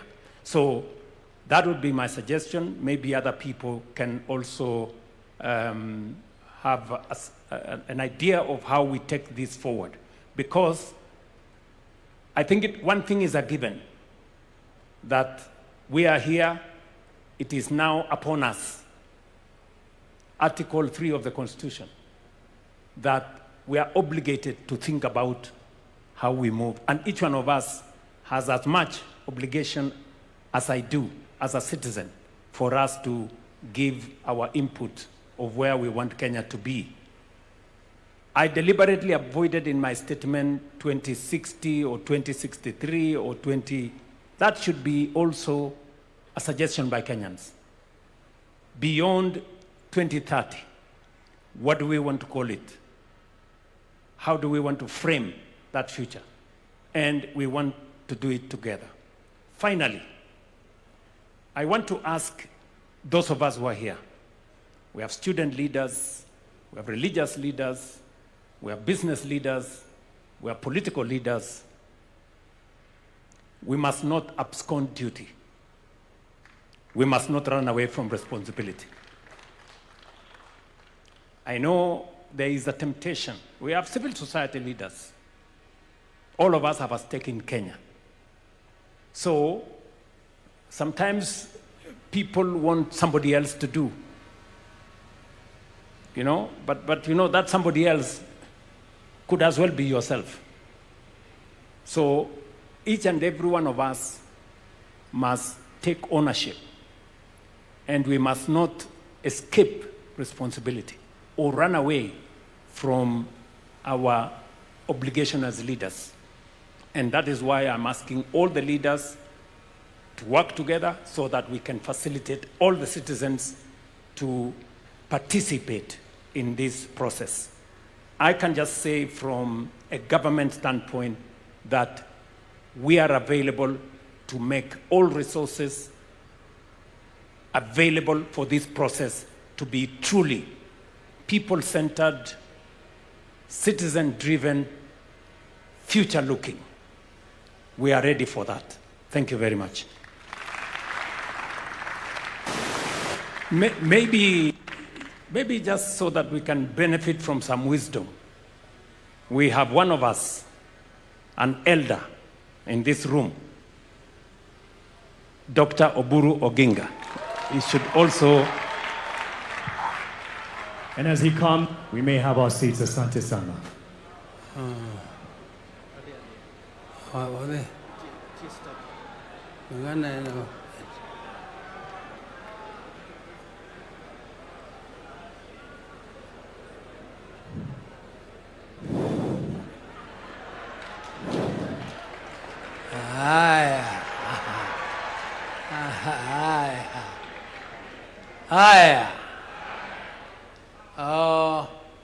Your Excellency, the President of the Republic of Kenya, Deputy President, and all protocols observed, dear delegates. Delegates, I'm also just one of you. I'm so impressed, highly impressed by the energy of the youth. The youth has so much energy, and I'm happy that our country has a future. Because when you have such vibrant youth, then you know that this country will be in safe hands. And the development of this country to the level of Singapore. Ladies and gentlemen, my late brother used to worry the president, and he used to worry us in the party when we were drafting our own manifestos, that how can we, if at independence in 1963-64, Singapore was exactly at the same level of development as Kenya. Singapore, in terms of income per capita, in terms of the NDP, in terms of GDP, and the development growth, we were exactly at the same level. And my brother used to ask that question. What did Singapore do to rise up to a level where their incomes are now 40 times, incomes per capita are now 40 times that of Kenya? We must think as Kenyans. Where did we go wrong? And where did Singapore go right? That they achieved that level. Professor Hino, who was advisor to Raila when he was Prime Minister, has given you where Singapore is and where Kenya is. He has not told you why Kenya is there and Singapore is there. He only told you where Singapore is. And where Singapore is reachable.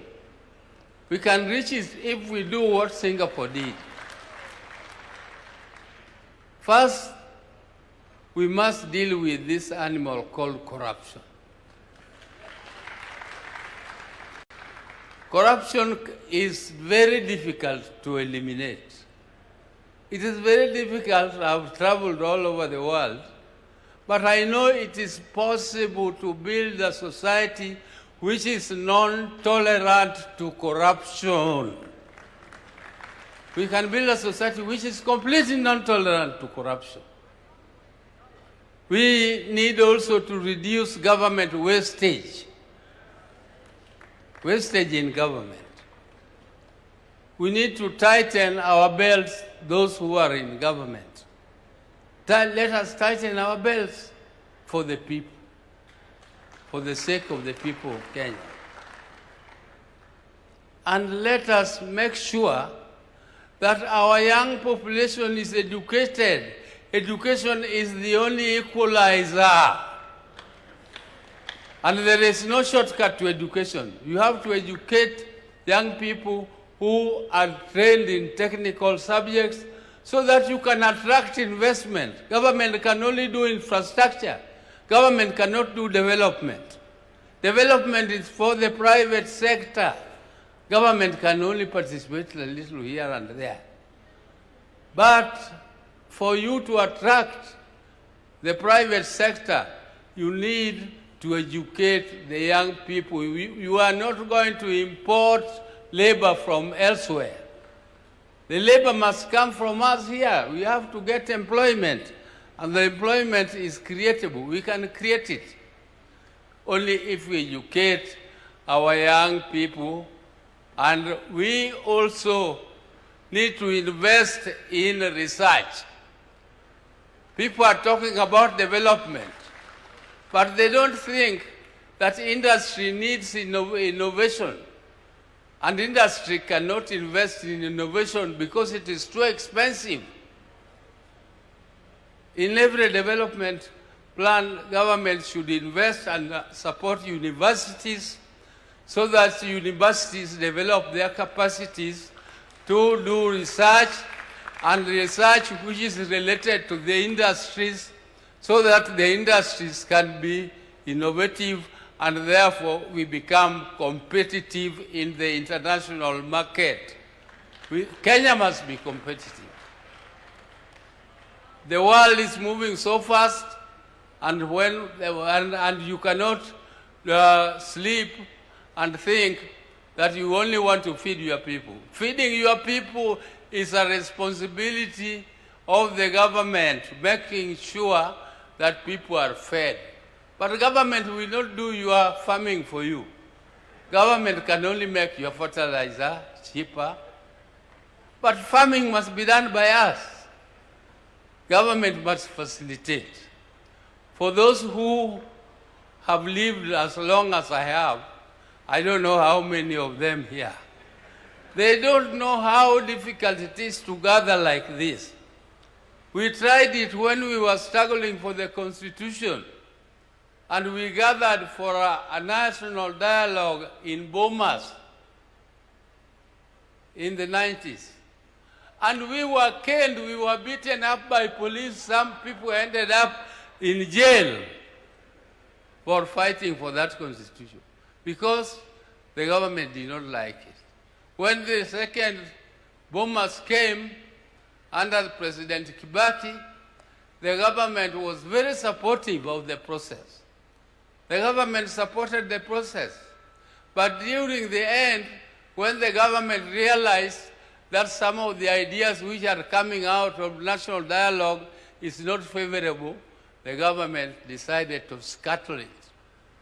And therefore, that national dialogue came up to nothing.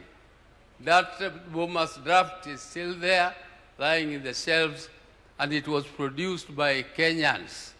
So when you have a supportive president who has paid, who is ready to pay for this forum to continue, those of our colleagues who are missing here are missing an opportunity.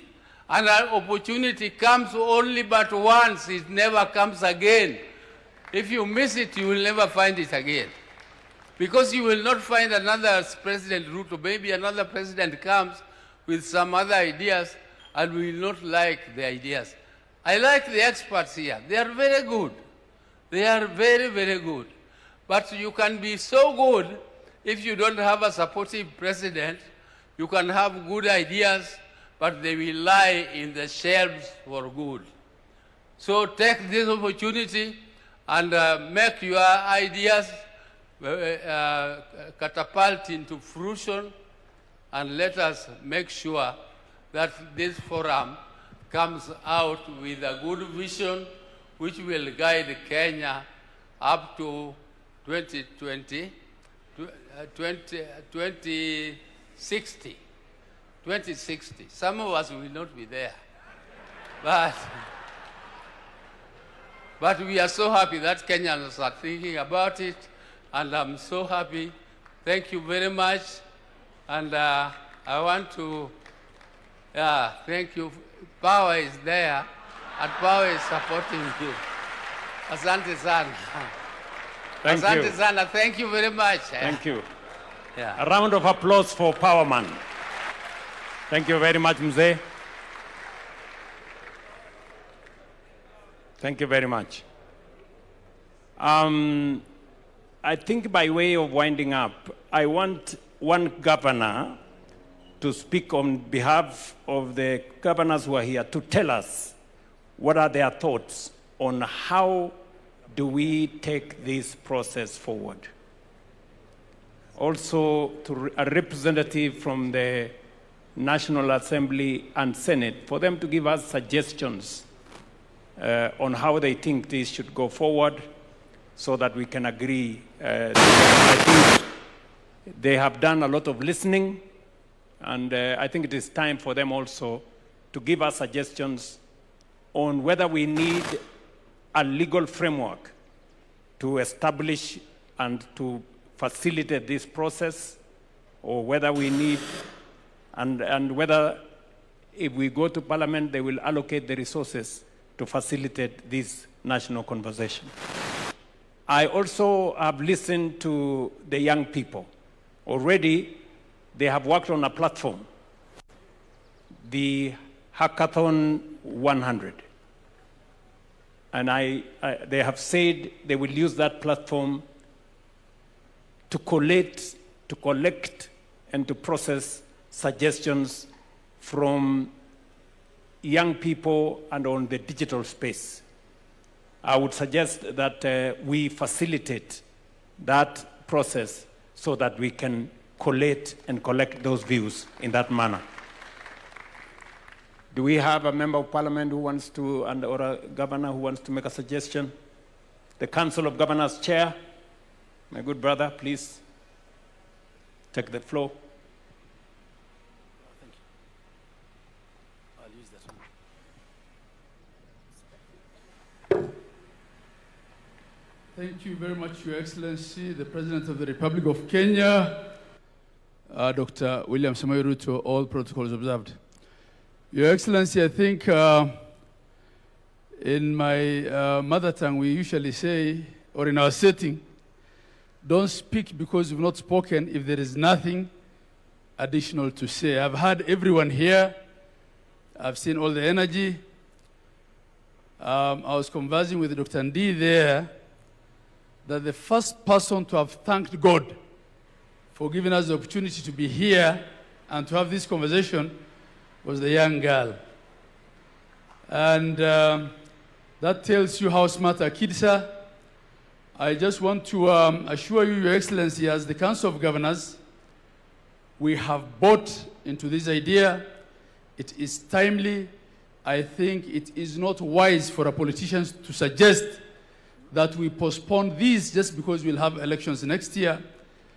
Government is there in perpetuity, and as a responsible president who is facing an election, you did the right thing to take note of the fact that the vision that we've had is expiring in less than how many years? 3 years from now, and that you have set the process for replacing it.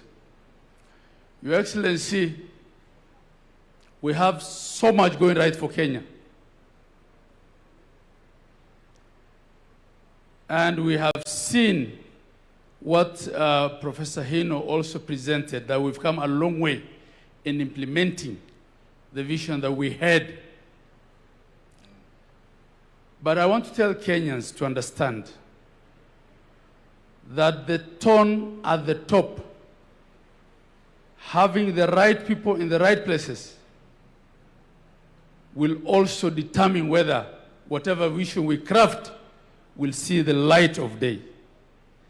There are countries, even in the developed world, that have gotten their governance so wrong, their politics so wrong. They have had 7 prime ministers in 5 years, and they are declining. If we don't get governance right, if we don't get politics right, we will not have the right tone at the top, and whatever we're doing here will not be properly implemented. So much as we've been reminded that we're facing elections in 1 year, the Kenyans who are going to elect a president and are going to elect governors, and I will not be one of those governors because I'm already serving my 2nd term, are seated here and are watching. The decisions that you make will determine whether whatever we are crafting here will actually be implemented in the manner that we've seen visions implemented. Your Excellency, as we now cascade this down to the counties, on behalf of the Council of Governors, we want to assure you that we will support it, that the concern by one of the ladies in the panel here that the contributions and the views will be inclusive. Everyone representing every sector, every part of the community will have an opportunity to contribute. Last but not least, Your Excellency, this is the first vision that's been implemented under the new constitution while counties are in existence and are functional and operational. We have seen what standardization of thought and standardization of implementation can do to equalize this country. Today, affordable housing is happening in Mandera, it's happening in Nairobi, it's happening in Bungoma, it's happening everywhere. This vision that we're crafting now not ought to be one of two Kenyas, the Kenya with potential and the Kenya without. It ought to be one for all of Kenya. Professor Hino was sitting next to me, told me how when he went to Turkana, they were asking him, as you came here, have you come through Kenya? Right? They knew he was from Japan, but to find out whether he's been through Nairobi, walikuwa wanamuuliza ulipitia Kenya. That story is now gone. We are all in Kenya. Whether you are the Mandera border or at Raskamboni border with, in Lamu, or you are in the border to Tanzania, at the border at the Tanzania border. We have one country, Your Excellency, under your leadership. We are seeing development across the whole of Kenya, and Vision 2063 will help us move faster to attain equality and inclusivity. God bless you all. Thank you, Mr. President. Okay. Can we have somebody from Parliament, representing Parliament, to come and say something? Please give him the mic. Please, if you can, speak to how do we make this an exercise in public participation as is envisaged by the Constitution. Thank you, Your Excellency. And Your Excellency, in fact, with the consent of the leader of majority in the Senate, he was telling me that actually what we are doing here today is what Parliament should be doing. We have today constituted ourselves as a People's Constituent Assembly to start that journey of even anchoring this process into law, as you say. And I want to say that we support. And indeed, Your Excellency, you remember on Monday in our meeting in Naivasha, I did suggest that probably it's time that when we have a national vision like this, we not only anchor it in law, but we also find a way where within the governance structures of our political parties, we ensure that even at a time as this, when we are looking at elections and we're looking at people crafting their election manifestos, that all political parties and elective leaders who are looking for elective positions speak to that greater national vision so that we hold you to account when you get elected as to what you are doing within your manifesto in actualizing that dream, that greater dream of the Kenyan nation. Your Excellency, Senate Majority Leader is telling me that I should say that since we craft laws or we have legislative proposals that we draft into bills and then take those bills back to the people for public participation, what we've actually done today is begun with public participation. And we must look at a way where from this process, we then culminate in a legislative proposal in terms of a bill that will now anchor this process of a national vision into law so that we obligate all future leaders to the time we are 100 years as a nation and beyond in law and make sure that nobody ever takes us backward in terms of what we want to aspire to get to as a nation. Lastly, Your Excellency, in the interest of time, Mheshimiwa Esther Pasaris, the county women rep for Nairobi, reminds me and told me I must say this if I get that opportunity, and she doesn't get, that when Singapore aspired to be what it is today, they had a consideration on their population growth and family planning. And she tells me and reminds me that President Mwai Kibaki, in around 2008 when we were doing Vision 2030, did speak to us on the need to look at our population growth and how we plan for that population growth. Your Excellency is food for thought, because you've also told us that by the year, you say 2050, a quarter of the population, world population, will be in Africa.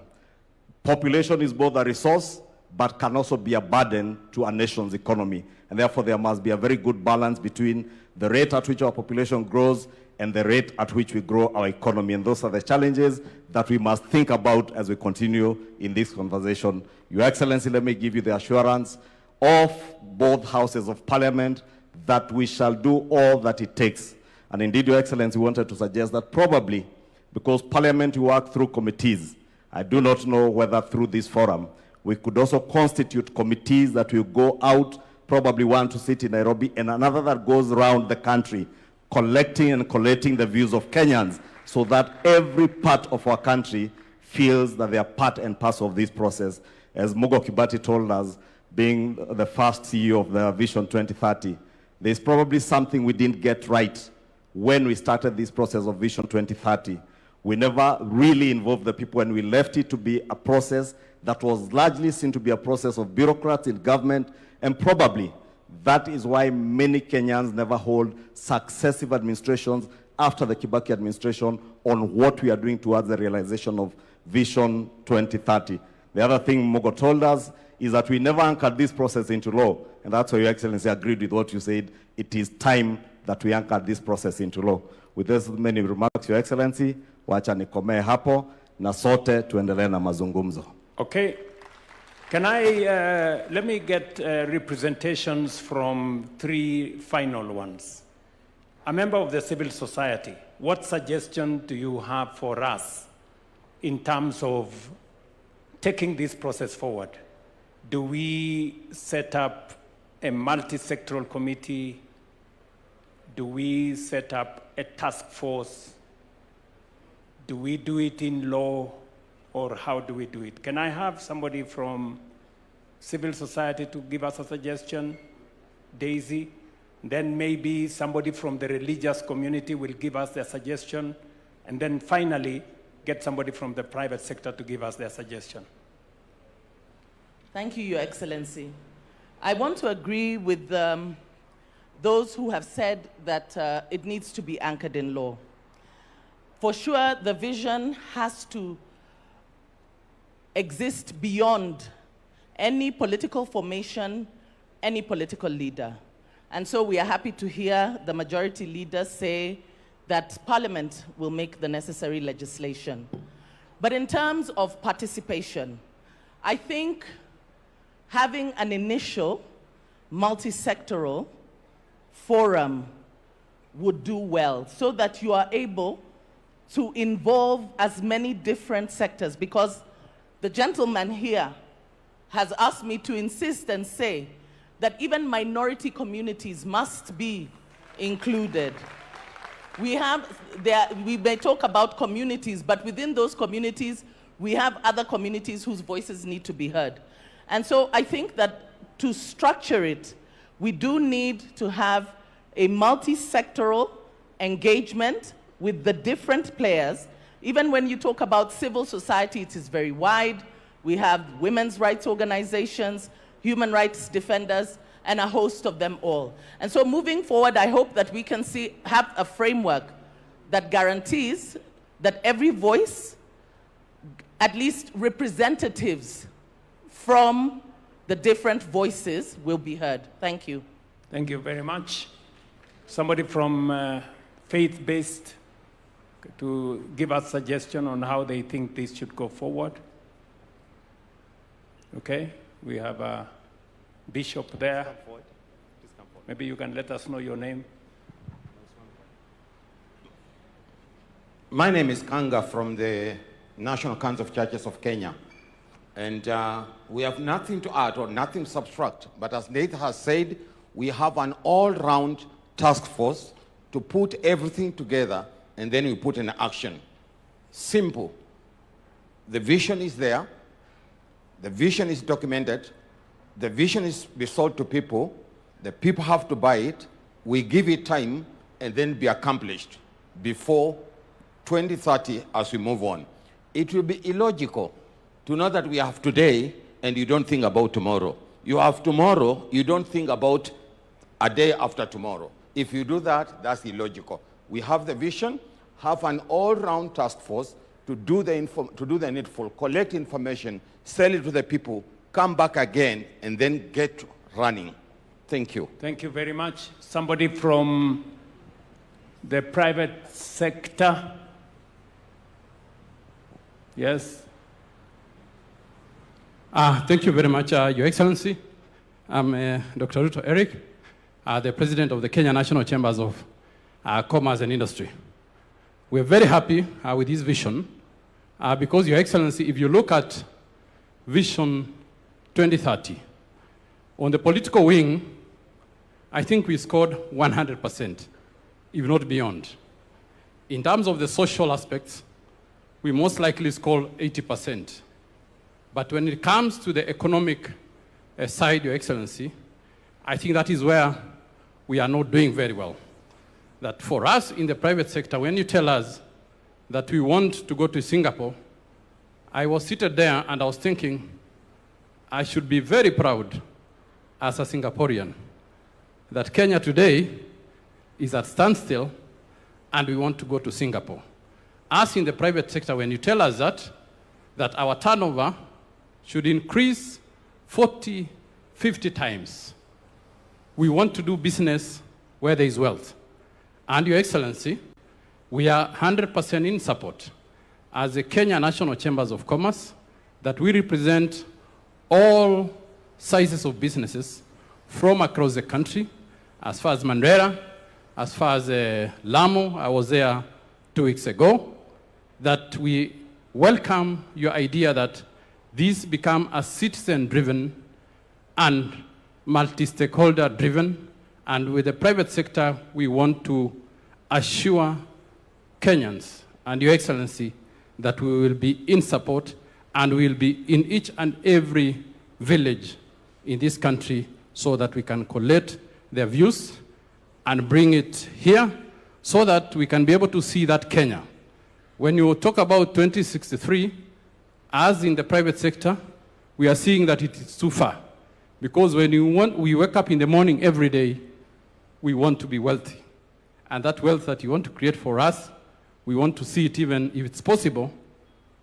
We are impatient. We should see it in 2030. So that 2030 we can start another agenda of 2100. Thank you very much. Thank you.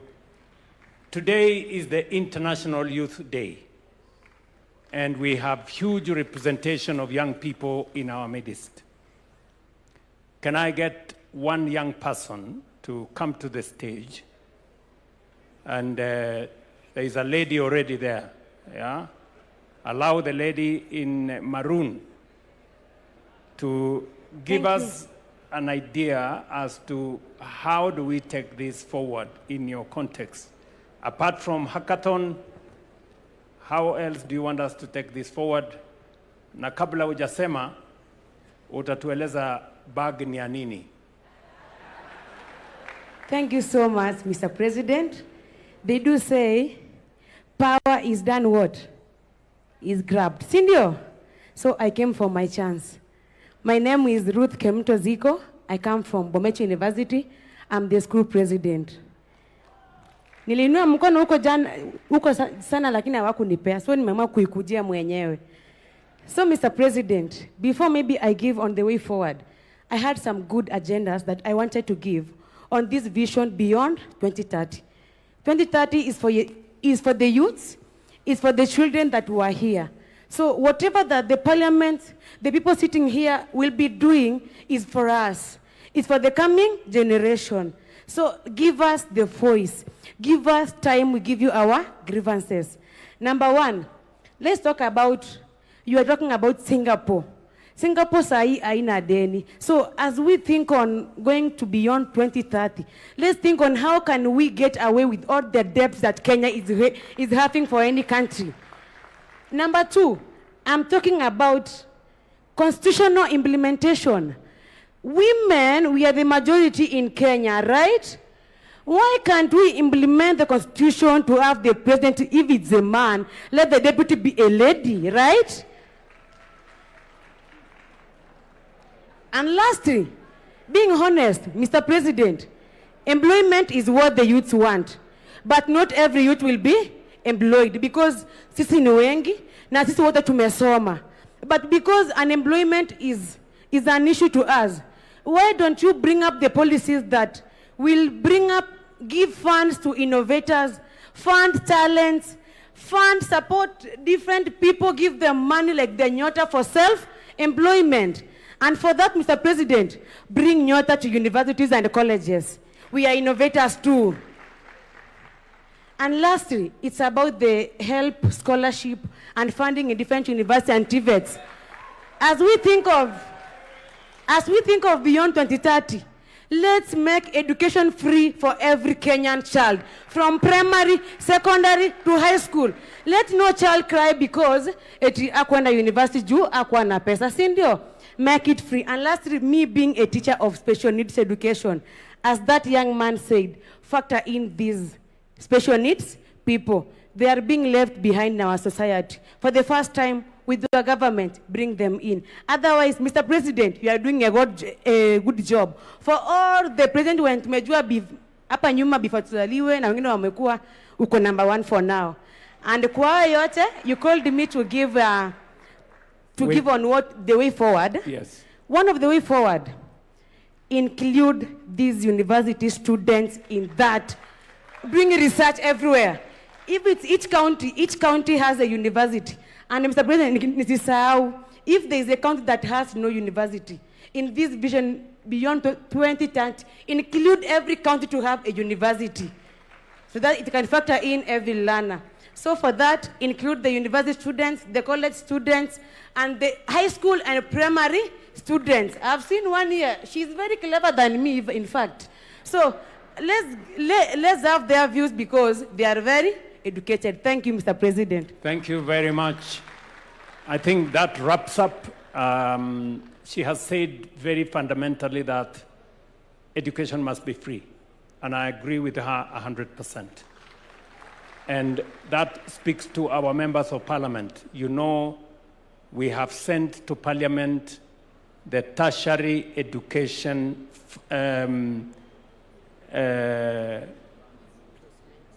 placement and funding bill. Tertiary education funding, placement and funding bill. We want that bill as soon as possible to get out of parliament so that we can implement a program that every child that is placed in a learning institution, in a TVET, in a Kenya Medical Training College, or in a university, all of them get funding for their education without exception. And that learning and education is not pegged on the ability of the parent. It is pegged on the intellectual capacity of every student. You do the course for which you are suited and you have applied for. And government of Kenya must make sure that funding is available. That is already in the works. And you have told us we should include young people, we should include universities in this process, and therefore I think we are set. Thank you very much. Hand it over to the people running the program. All right, and at this point I'd like to say let us all just give a warm clap to ourselves, appreciating the fact that when history is written, your name will be written as one of those who sat through the process that changed the trajectory of this country. Another loud clap for yourselves, please. Your Excellency, with your permission, that brings us to the end of this session. I'll request that we all be upstanding. We shall finish with the national anthem as our prayer. which we all know. So let us have the national anthem as our closing prayer. The anthem.